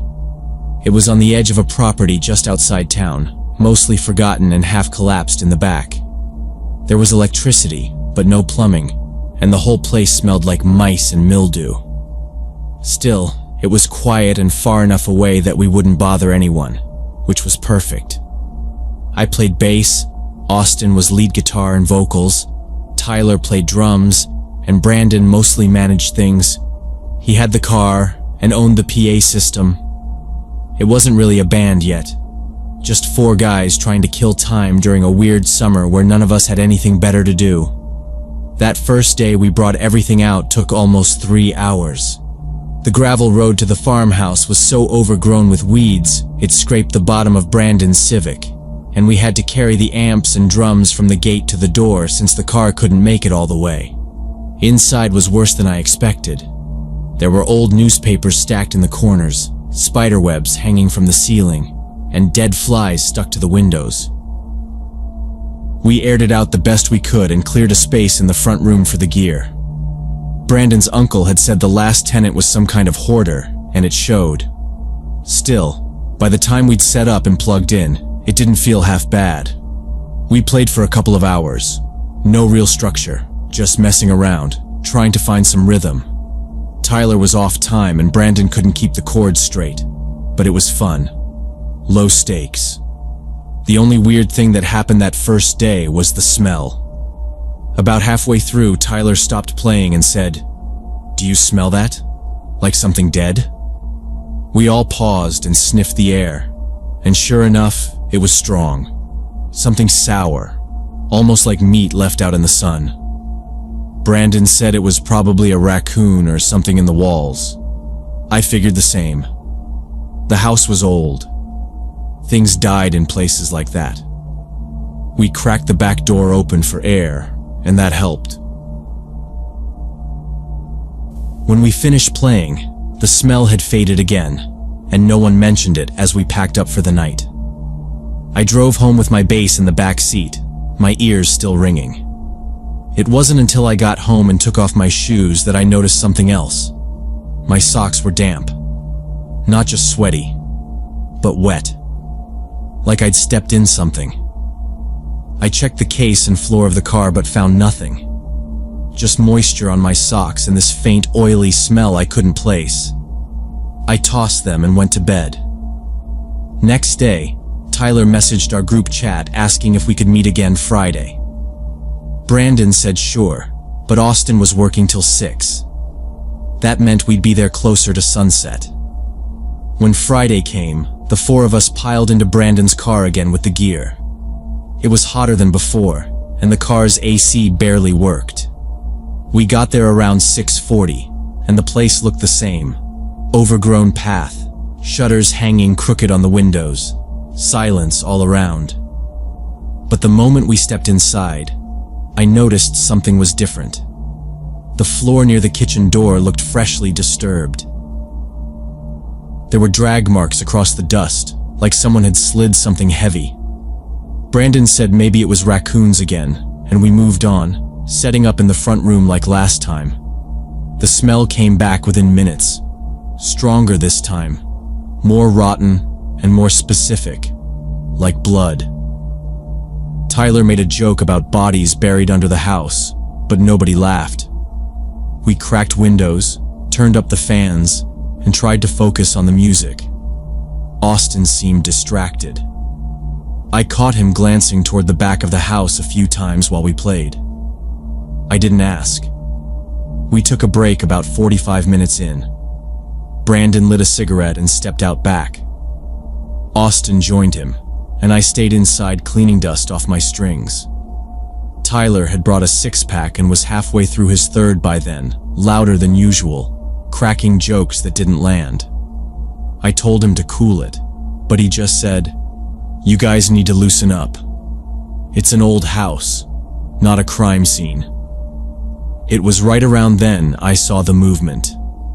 I was at Brandon's car loading the bass when something shifted in the tree line behind the farmhouse. It wasn't just leaves. A definite figure, about 50 yards back, partially hidden between the trees. I stared at it, thinking it might be a deer or a local watching us, but it didn't move, just stood there. I called Austin over and pointed. He squinted, then nodded slowly. "Yeah, I see it," he said. Neither of us said anything else at first. The figure didn't flinch, didn't step away, just stood there with this fixed posture like they were waiting for something. I waved. Nothing. Not a twitch. Austin whispered, "Is it someone you know?" I shook my head. We turned back to get Tyler, who was sitting on the porch talking to himself at that point. Beer number 5. I told him to look toward the woods. "Someone's out there." Tyler stood up, took a long drink, and squinted into the trees. "I don't see shit," he muttered, then laughed. "It's probably a deer, or your reflection."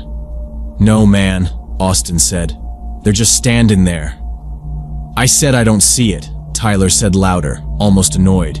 "You guys are just spooking yourselves." We turned back to the tree line. The figure hadn't moved. Still just standing there, plain as day, watching us. Tyler squinted through the trees, his face flushed and jaw clenched. "Who the hell is spying on us?" he shouted, wobbling a little as he stepped off the porch. "Come out where we can see you." Austin moved in front of him. "Dude, don't. Just leave it." Brandon reached for his arm too, trying to steer him back. "Seriously, man. Let's go. It's not worth it." Tyler shoved both of them off and kept walking, shoulders high, beer in one hand like a prop. Nah. I want to know who's creeping around watching us play." I hesitated, then followed them, staying back far enough to dial 911 if something went sideways.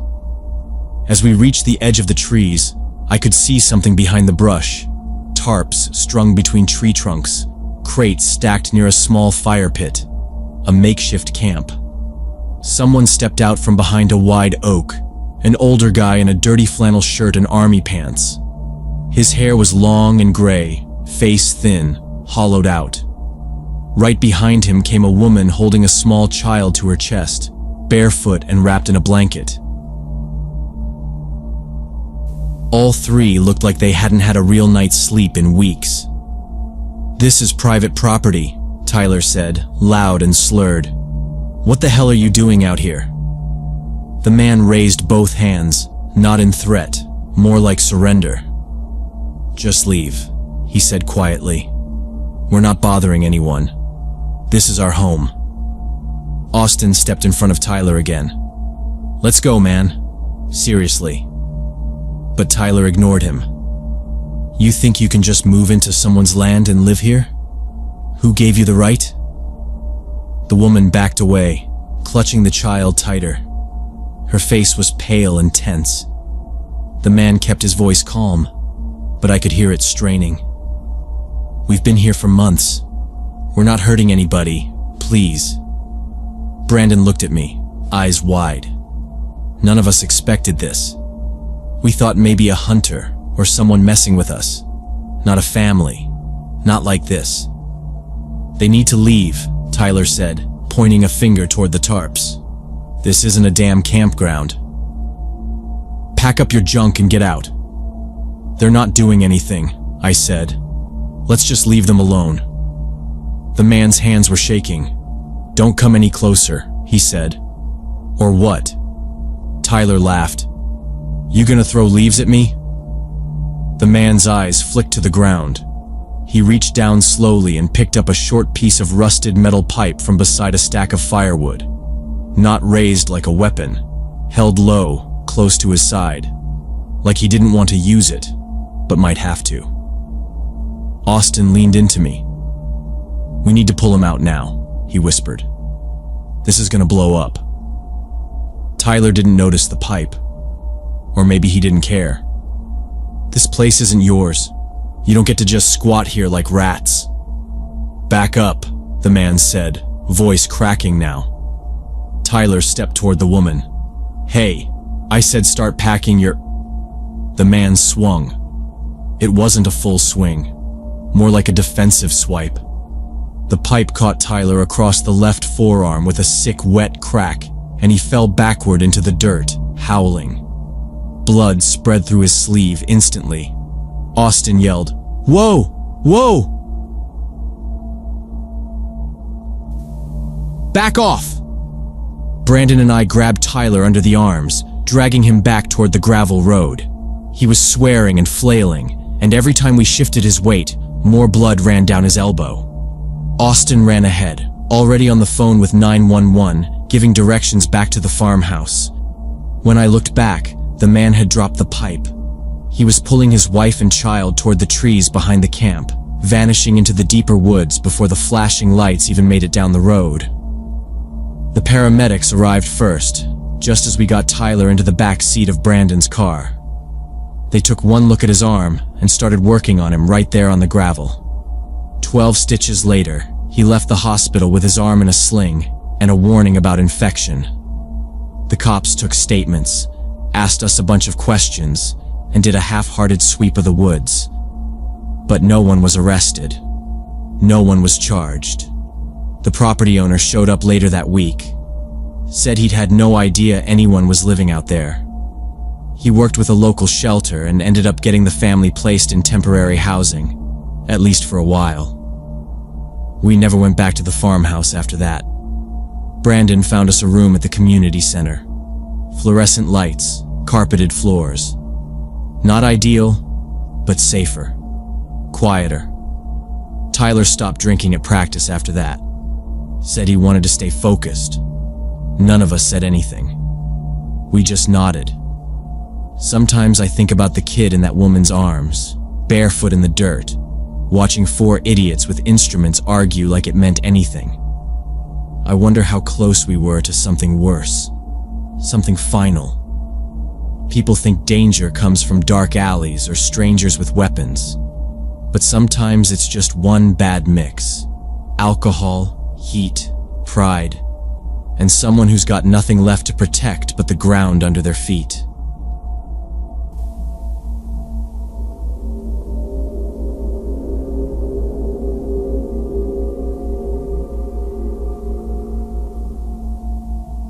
When I was 23, our family cat Ginger died after 20 years of being the center of our Sunday dinners.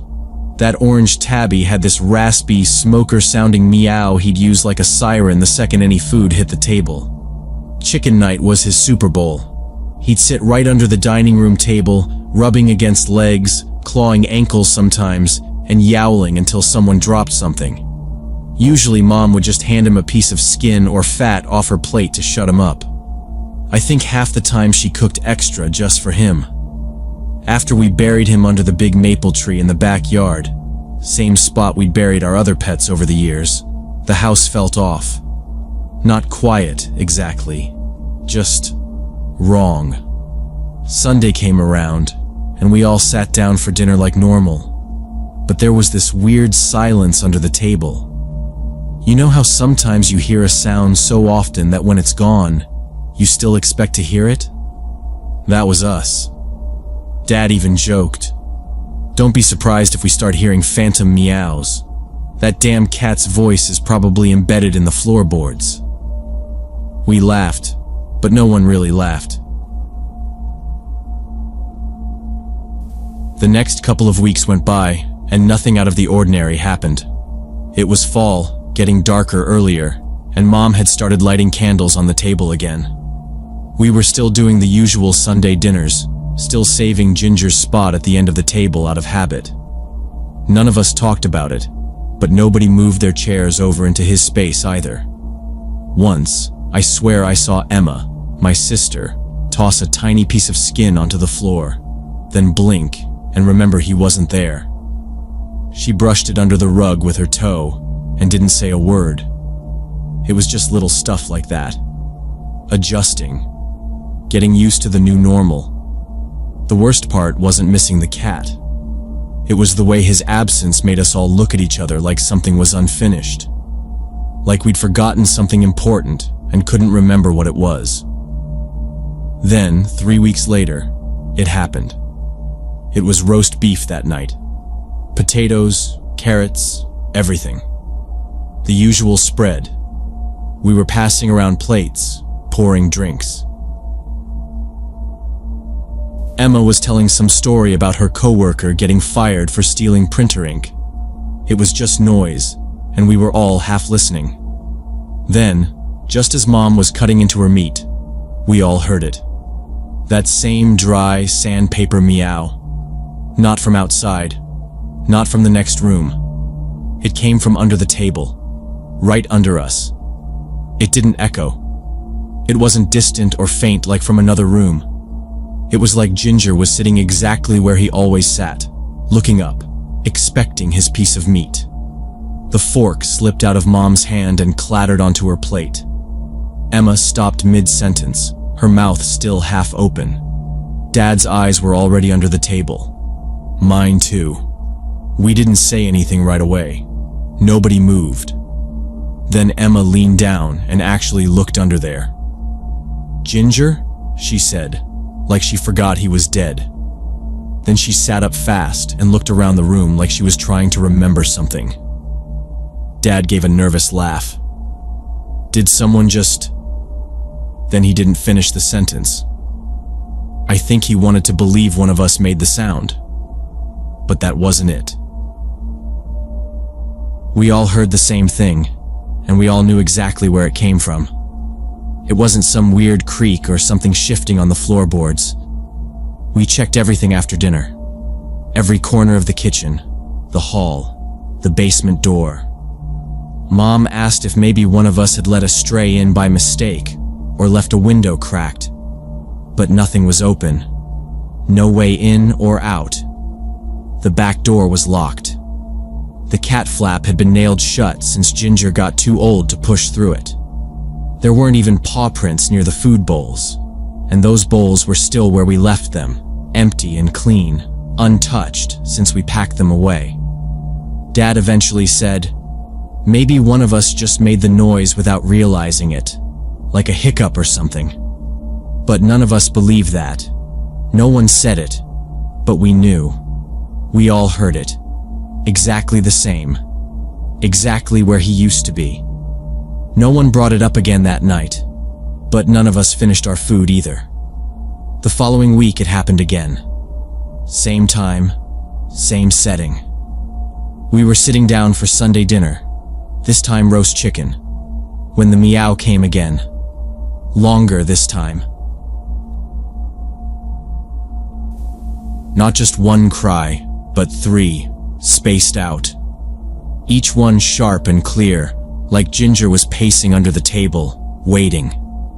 Emma froze with her fork halfway to her mouth, then dropped it. It clattered against her plate, and she pushed back from the table without saying a word. A minute later, she was in the hallway, crying. I heard her, even through the dining room door. Mom went after her, leaving Dad and me staring at the spot under the table.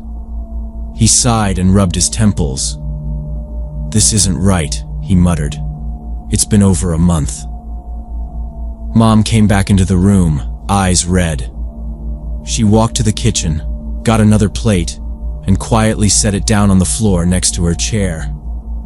I didn't say anything. Dad did. Come on, Janet, he said. You're feeding a ghost now?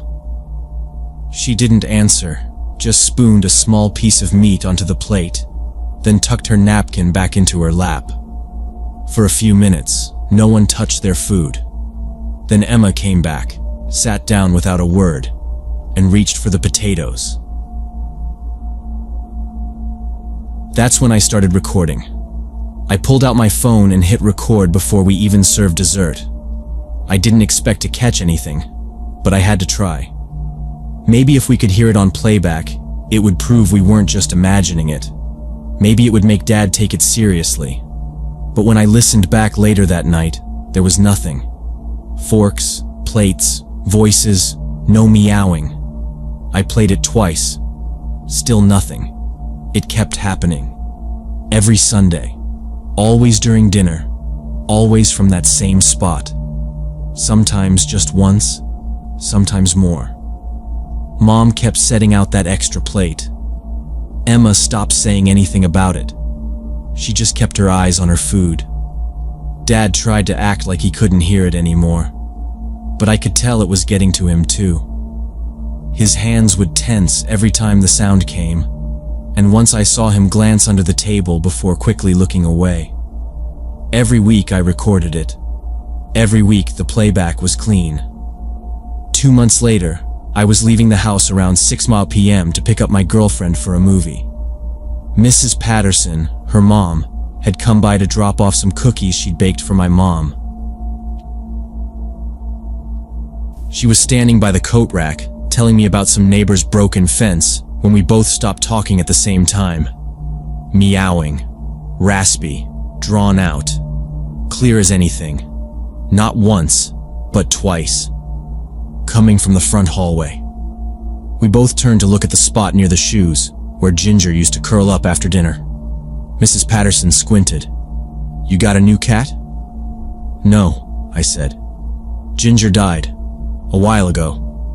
She looked at me for a second. Well, that sounded just like him. That scratchy voice. I remember him. I didn't say anything. She cleared her throat. You know, my husband used to sit in the garage, always with the radio on. After he passed, for weeks, I'd still hear that station playing when I walked out there.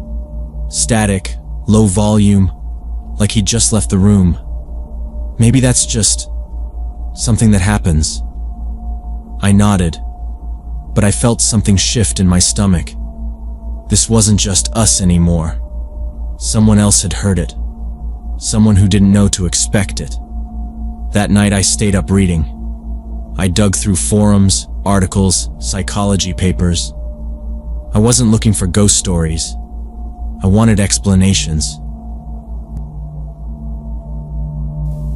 Real ones. Something to match what was happening. And I found something. Auditory hallucinations during grief. Group grief reactions. Collective memory responses. A study from 2009 where multiple family members all claimed to hear a dead relative's voice. Same time, same tone. Though no physical sound was recorded. It wasn't ghosts. It was the brain, under pressure.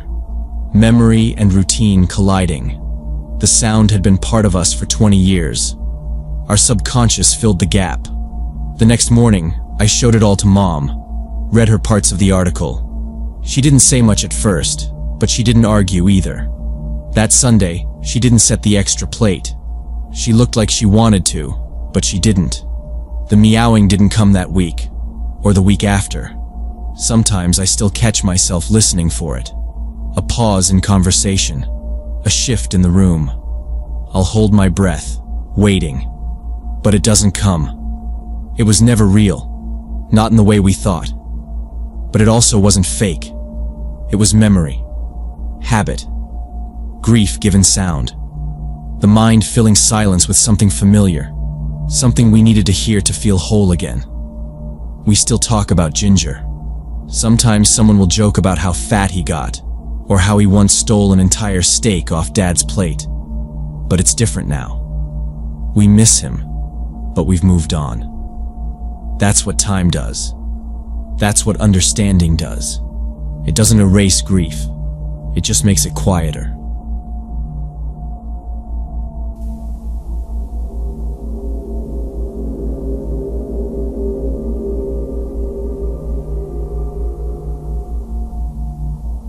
So last summer I went fishing with 3 of my buddies at this lake outside Houston for July 4th weekend. We'd gone to the same spot every year since college.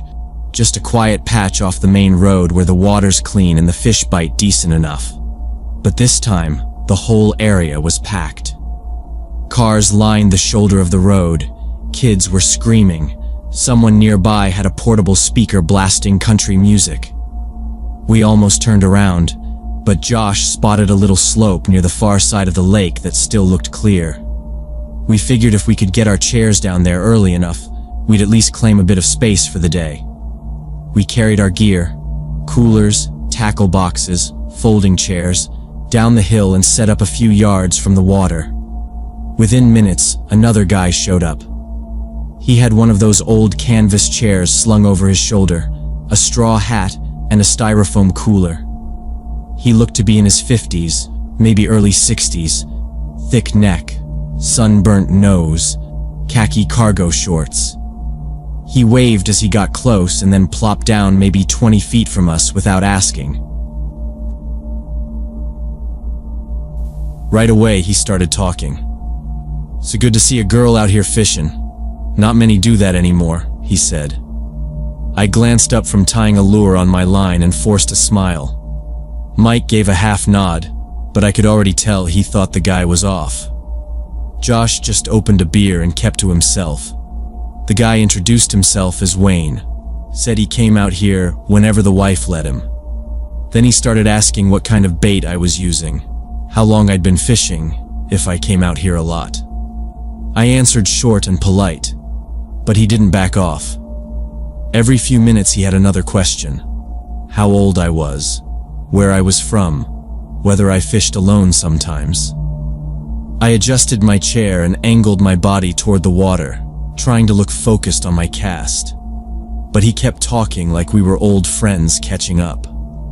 I could feel him watching me as I baited the hook, eyes lingering too long. After the fourth or fifth time I didn't respond, he finally stopped asking questions. He just sat there quietly for a while, sipping from a can wrapped in a camo koozie, but I could feel him still looking.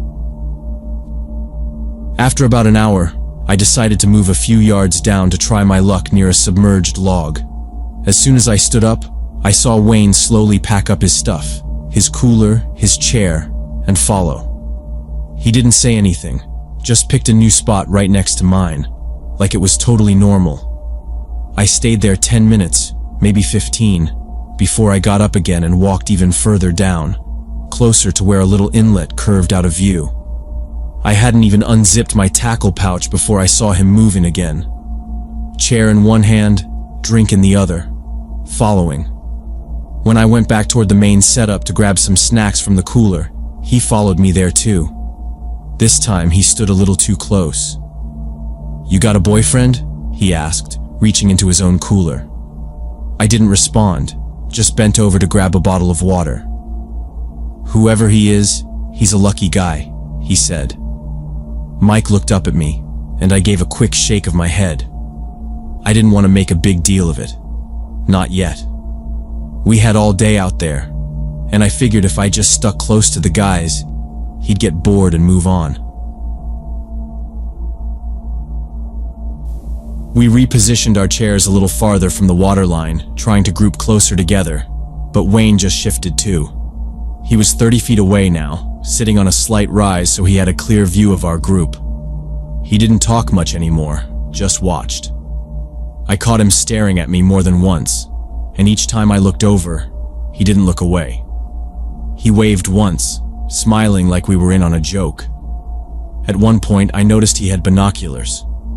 He told Josh earlier he used them for bird watching.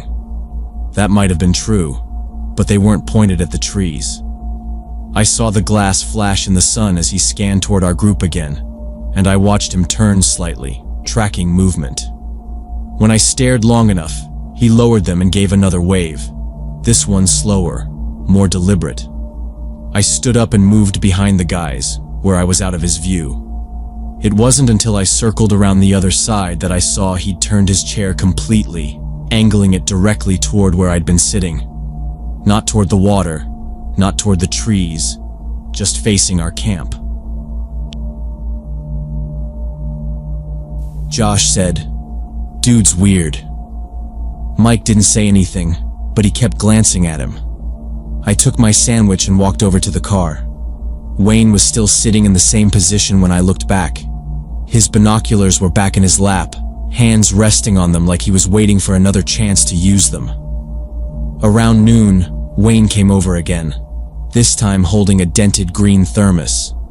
He said it was his famous campfire coffee, and that I had to try it. I told him I was good, thanks, but he kept holding it out, saying, "Come on, just a little. You'll love it. I make it real strong. Better than that bottled stuff you brought." I gave him a tight smile and shook my head. "I'm good, really." He didn't budge. Mike stood up from his chair and said, "We've got drinks, man. We're good." Wayne turned his head slowly, like he didn't like being interrupted. His eyes locked on Mike, then shifted back to me. "Just thought I'd offer," he said, voice flat. Then he looked at me again and added, "Wouldn't want you getting drowsy. You seem like someone who appreciates good flavor." I didn't say anything. Josh cracked a joke, something like, "Dude, you always pitch this hard, or just when you think someone's cute?" Wayne's face changed instantly. Smile gone, mouth tight, eyes hard. He stared at Josh for a second too long. Then it passed, like a switch flipped. "Just trying to be neighborly," he said with a chuckle that didn't sound real. He poured some of the coffee into the cap and sipped it himself before walking back to his chair, still facing our spot. The rest of the day, I didn't go anywhere without at least one of the guys nearby. By 4:30, the sun started dropping and the bugs got bad. We started packing up our gear, untangling lines, folding chairs, dumping out the bait bucket. Wayne stood up too and started loading up his own stuff at the same time. His truck was parked just across the small gravel lot, close enough to hear the trunk slam. The guys needed to use the bathroom before the drive, so they grabbed their backpacks and headed toward the ranger station, which was maybe a 2-minute walk. I stayed behind to change out of my waders. I usually slip out quick and put on leggings and a hoodie before the ride home. I used the open back door of our SUV as a shield, crouching behind it to keep some privacy. I had one boot off, halfway into pulling on my sweatshirt, when I heard the crunch of gravel behind me. I turned and Wayne was there. Again. Not saying anything at first, just watching. I froze, holding my hoodie halfway over my chest. He was standing maybe 10 feet away, hands in his pockets, eyes fixed on me. "Didn't know you had such a nice figure," he said, like it was some kind of compliment. I stared at him. "I'm changing. You need to leave." He took one step closer, not fast, but definitely on purpose. "Hey, relax. I'm just talking. You seem a little tense. Thought maybe we could grab dinner, talk more?" "You'd like my cabin, you really would." I kept my body half behind the car and tried not to show how my hands were shaking. "No, please leave me alone." He smiled, but not in a friendly way. "You don't have to be like that. I'm being nice here, not like I'm some stranger." I moved fast and leaned across the back seat, digging through my purse. My fingers closed around the small canister. I pulled it out and held it up in front of me. "Back off. I'm not joking. I will use this."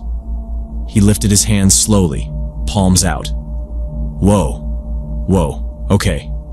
No need to go full Rambo." His tone was mocking, like I was the one making it weird.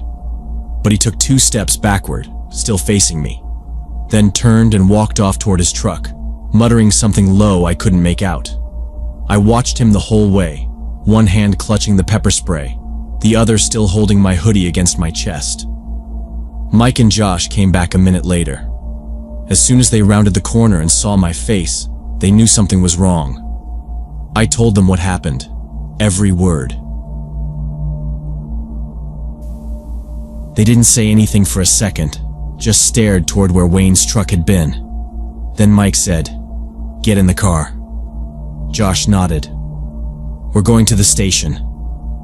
We drove straight to the ranger building and asked to speak with someone.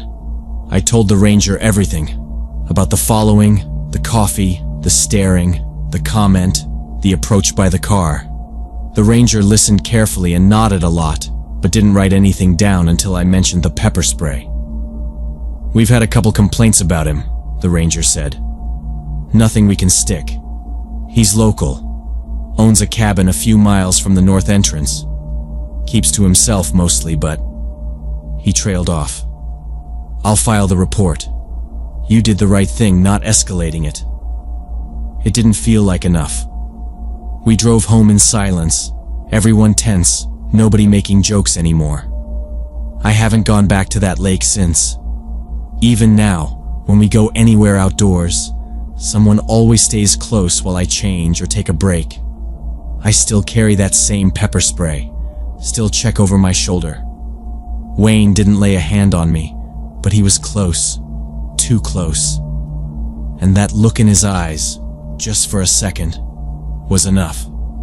Some people act nice just long enough to see what they can get away with. Then they wait until you're alone.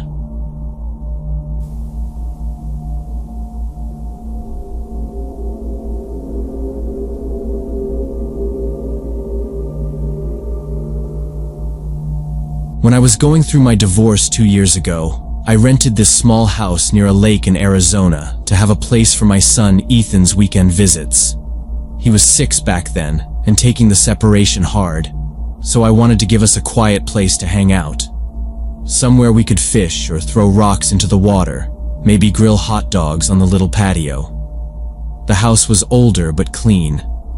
Just 2 bedrooms, a tight little kitchen, and a back porch that looked out at the water through some mesquite trees. It smelled a little like mildew when I first moved in, probably from sitting empty too long, but I figured I'd air it out. One weekend in early March, after a heavy rainstorm, I opened up Ethan's window to let the breeze clear out the musty smell in his room. The air was cool and damp, and it actually helped a lot. I just forgot to close it all the way after. That first weekend Ethan stayed. I noticed he kept glancing at that window when he was supposed to be sleeping. At breakfast, he looked tired and said the talking lady wouldn't leave him alone. I assumed it was just a dream or some imaginary thing he made up because of all the changes happening in his life. I didn't want to make a big deal out of it, so I told him he was safe with me, and nobody was getting in that house without my say-so. The next visit, Ethan got more upset. He said the lady came back and stood in the corner of his room all night, same spot every time, right by the window. I checked the locks again and showed him the window was closed now, but he still didn't sleep well. He woke me up twice, crying, said she was whispering stuff he didn't understand and that her face was angry. I turned on all the lights and checked every closet. Nothing there, just an old dresser and his toy chest. But the way he looked at that corner, like something invisible was standing there, made me feel a little weird. I moved his bed to the other side of the room just to help him relax. The next weekend, same thing. Woke up crying, said she wouldn't go away. Always the same description. Same spot. I decided to set up one of those baby monitors with sound and a little camera. Nothing fancy, just so I could hear him from my room. I didn't tell him about it because I didn't want to spook him, but I was starting to think maybe he was having night terrors or something. During the days he was fine, laughing, drawing, eating, but at night he looked drained, like he hadn't slept in days. One morning I found him sitting on the hallway floor wrapped in a blanket. Said he couldn't stay in his room anymore. I asked his mom if he was acting weird at her place. She said no. He slept fine at her house. That confused me.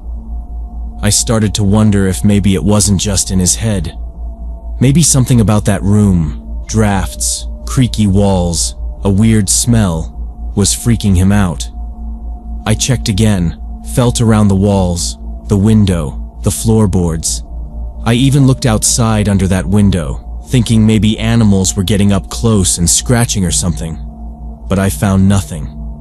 Just leaves and dirt. That Saturday night I decided to stay up. I kept the monitor next to me and set an alarm for every 2 hours. I figured I'd get up and check on him before he had a chance to get scared. Around 2:30 a.m., I heard some rustling on the monitor. Not crying, not talking, just a kind of shifting noise, like sheets moving. I went down the hall and peeked in. Ethan was sitting up in bed, staring right at that corner. He didn't see me at first. He was whispering something under his breath. I stepped in fast and flicked on the light. He jumped like he'd been hit. His face went pale. He said, "She's mad you scared her." I asked who, and he just kept saying, "The talkin' lady." The air felt off in that room, like heavy and warm, even with the AC on. I checked the vent, the walls, the window. Still locked. I didn't sleep the rest of the night. Next morning, I made pancakes. Tried to play it cool. But I noticed he was drawing again. Something in the corner of the paper. A figure with a big mouth and wide eyes. The same figure in every drawing that weekend. Same position. Bottom right corner of the page, standing near a window. I didn't know what to do. I didn't believe in ghosts or anything like that. But something was wrong.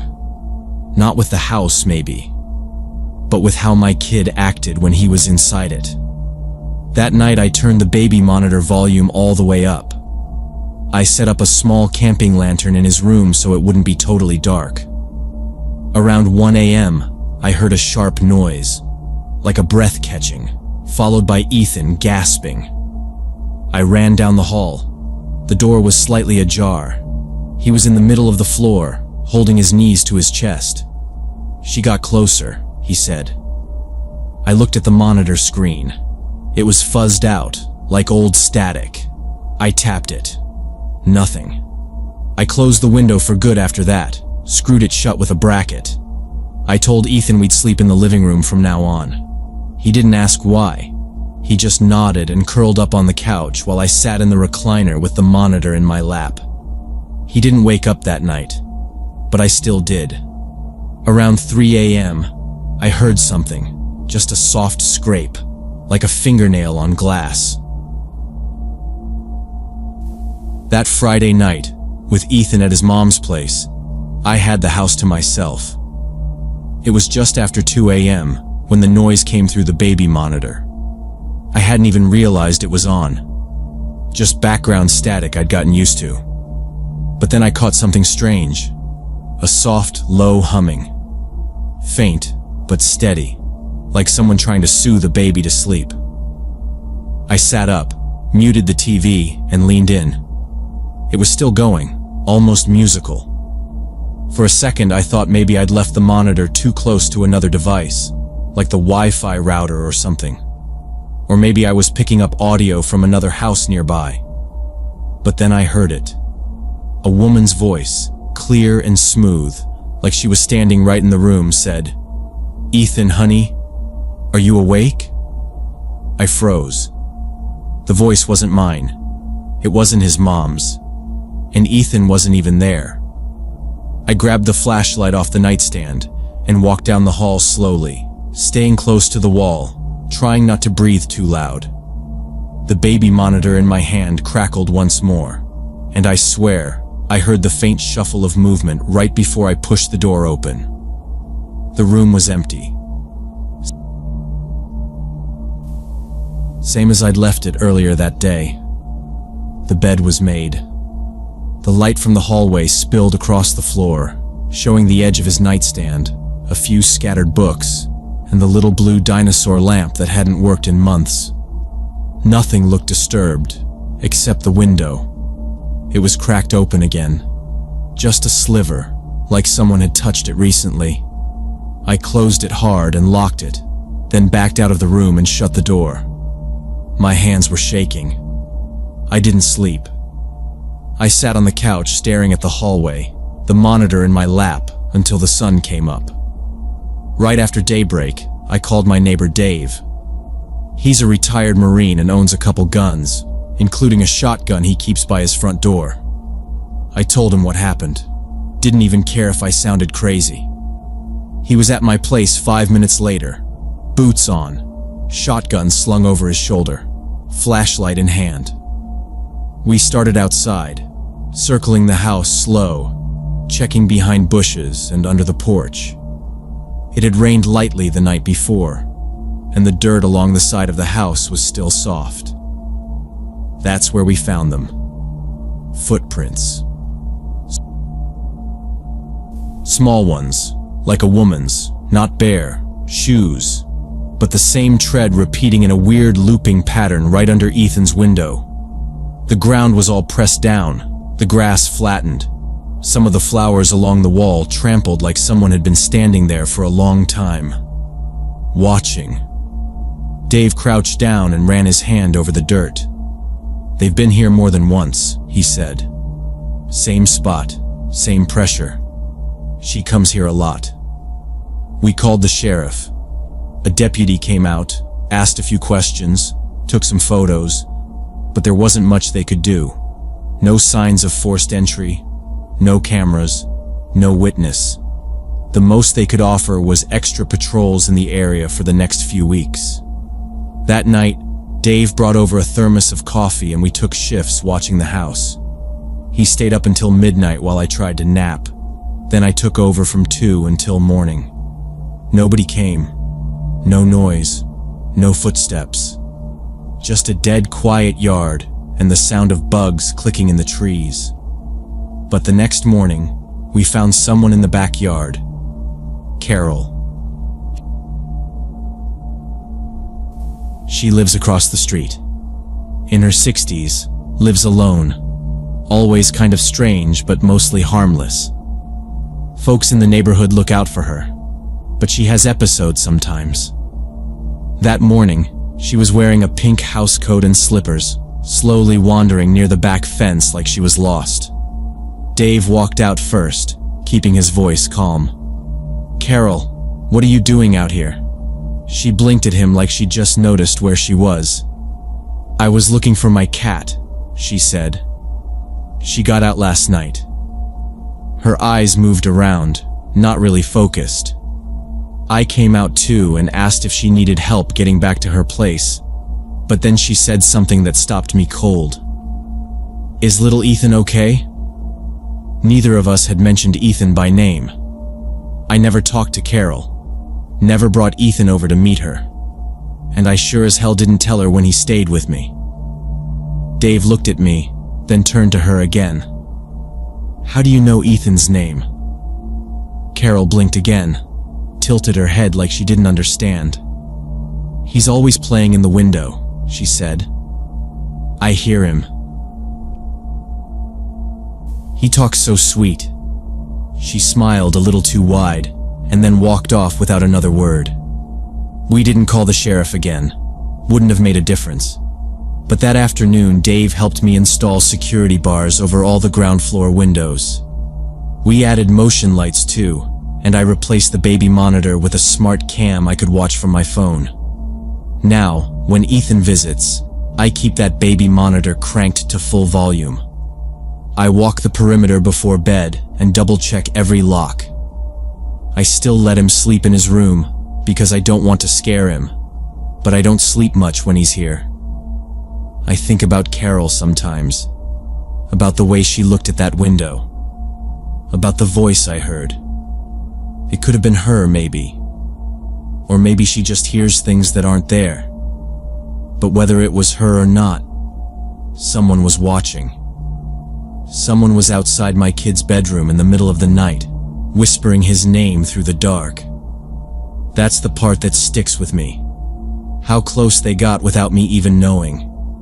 You think your home is secure. You think locks and walls keep the bad things out. But sometimes they don't. Sometimes the bad things are already standing outside, waiting.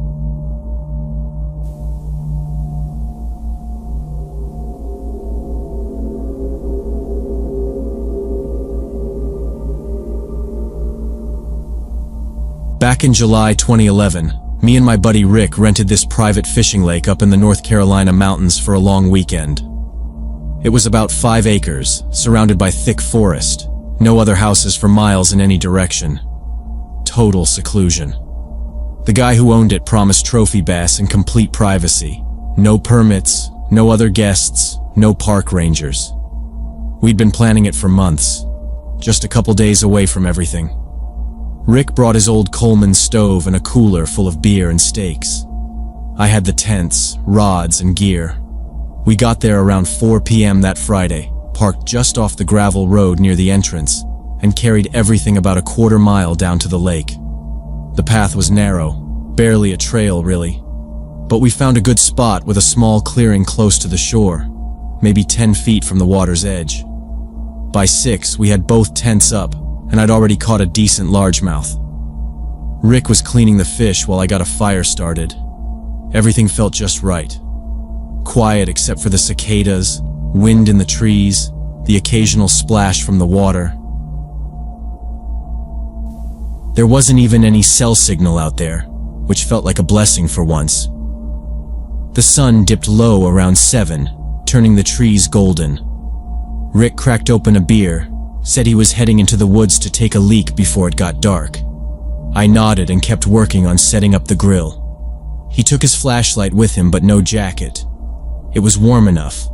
I figured he'd be gone 5 minutes, 10 at most. 20 minutes passed, and I started to notice the fire popping louder without him talking. Another 10 went by and I called out, No answer. I stood up, turned on my own flashlight, and walked to the tree line. I didn't go in, just aimed the beam around and yelled his name.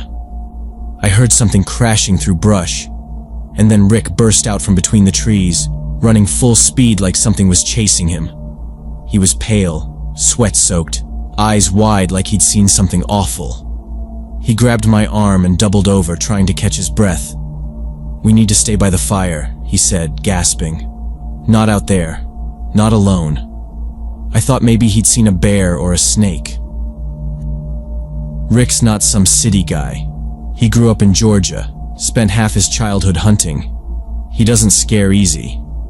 But his hands were shaking and he kept scanning the woods like he expected something to come out after him. He finally got enough breath to tell me what happened. Said he went maybe 50 yards in when he heard something moving in the brush. Not leaves rustling from the breeze. Big steps. Heavy ones. At first he thought it might have been a deer. He turned his flashlight toward the sound, and that's when he heard it breathing. He said it was this deep, ragged, snorting kind of breath. Not fast, just steady and too loud to be a deer. Then he spotted it behind a thicket. Two eyes shining back at him. Not like normal animal eyes. These were red. Not glowing on their own, but reflecting the light like glass. He said it was standing still, just watching him, and it wasn't small. His voice got real quiet when he described it. Said it looked like a boar, but bigger than any he'd ever seen or even heard of. It was almost 6 feet tall, 4 feet wide, with thick black bristles and tusks like sickles. He said the tusks curved up from its lower jaw almost to its eyes. Just standing there, not making a sound except that breathing. Rick backed away slow, not turning around. Said he felt like if he ran it'd come after him. He only bolted once he couldn't see it anymore through the brush. He didn't stop until he was back at camp. When he was done talking, he just sat down hard on one of the folding chairs, gripping the armrests like he didn't trust the ground. I didn't really know what to say.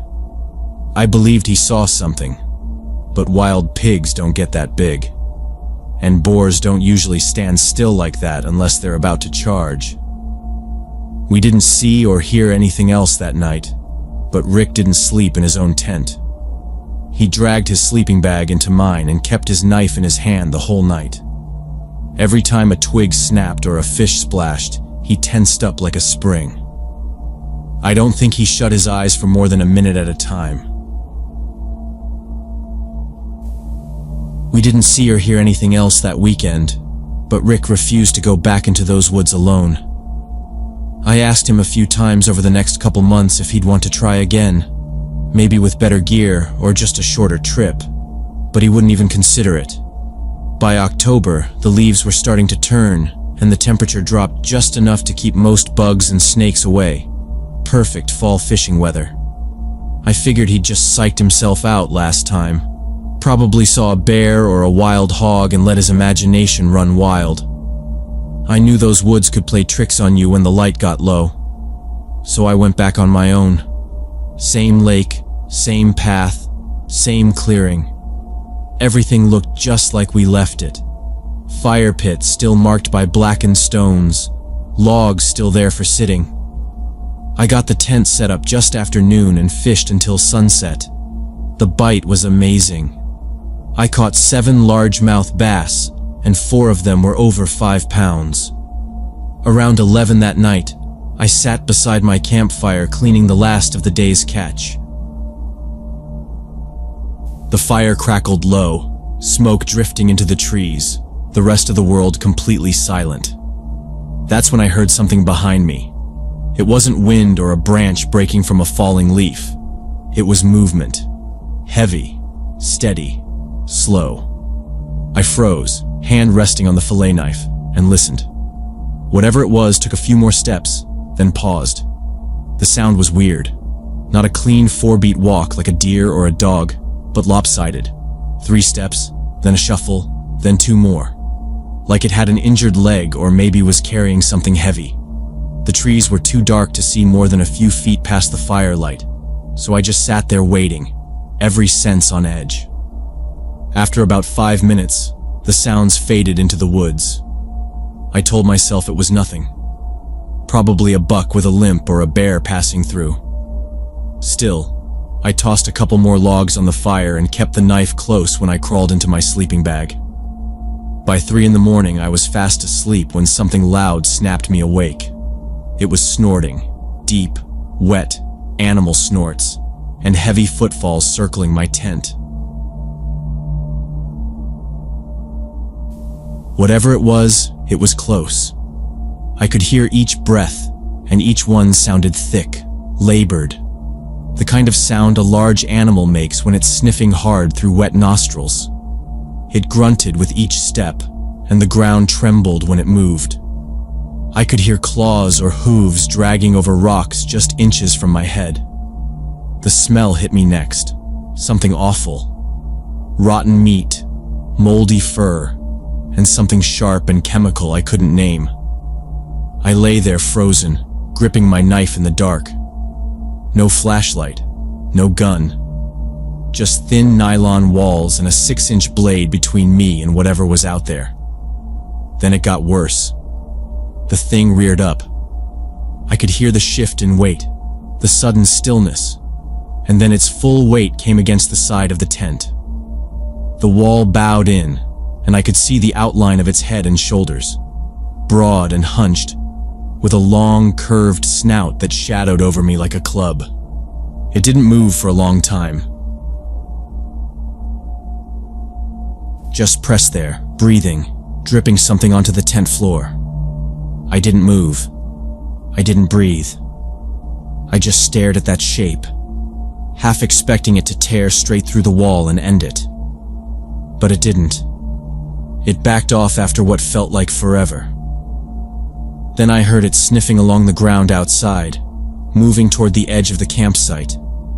It found the bag of tackle I'd left beside a log, my mistake, and started tearing into it. The sounds it made were unreal, like a dog with a bone, but 10 times louder. The plastic crunched, the metal hooks popped and snapped. I could hear it chewing on things no animal should be able to chew. Some of those lures had steel leaders and treble hooks. Didn't matter. It sounded like it was enjoying it, letting out these deep, satisfied grunts as it chewed. There was one moment where it made this low rumble, not loud, but deep enough that I felt it through the dirt. My ears popped. My chest vibrated. I don't know what that was. An exhale, a warning, a signal. But it felt like it came from something too big to exist in those woods. After maybe an hour, the chewing stopped. I heard it stomp once, then twice, and then it crashed back through the trees like a truck made of bones and gristle. I lay there until dawn, every sound after that twisting my nerves tighter. I didn't even zip the sleeping bag, just waited, knife in hand, eyes wide. As soon as the sky started to gray, I unzipped the tent and packed everything with shaking hands. No breakfast, no coffee, no second thoughts. The air still stank of rot and wet animal, and there were broken lures scattered everywhere. Some of the metal was bent, teeth marks gouged into the plastic. I found one hook buried in the dirt, snapped in half. I didn't look back when I left. I hiked the half-mile to the truck with my head on a swivel, heart pounding, expecting to see movement behind every tree. But nothing followed me. Nothing showed itself. I've fished all over the Appalachians, from creeks barely wide enough to step across to lakes deep enough to swallow a house. I've seen black bears, copperheads, and once a cougar back in '07. But I've never been that scared before. I've never felt that watched. Whatever lives near that lake doesn't want company, and I don't plan to give it any ever again.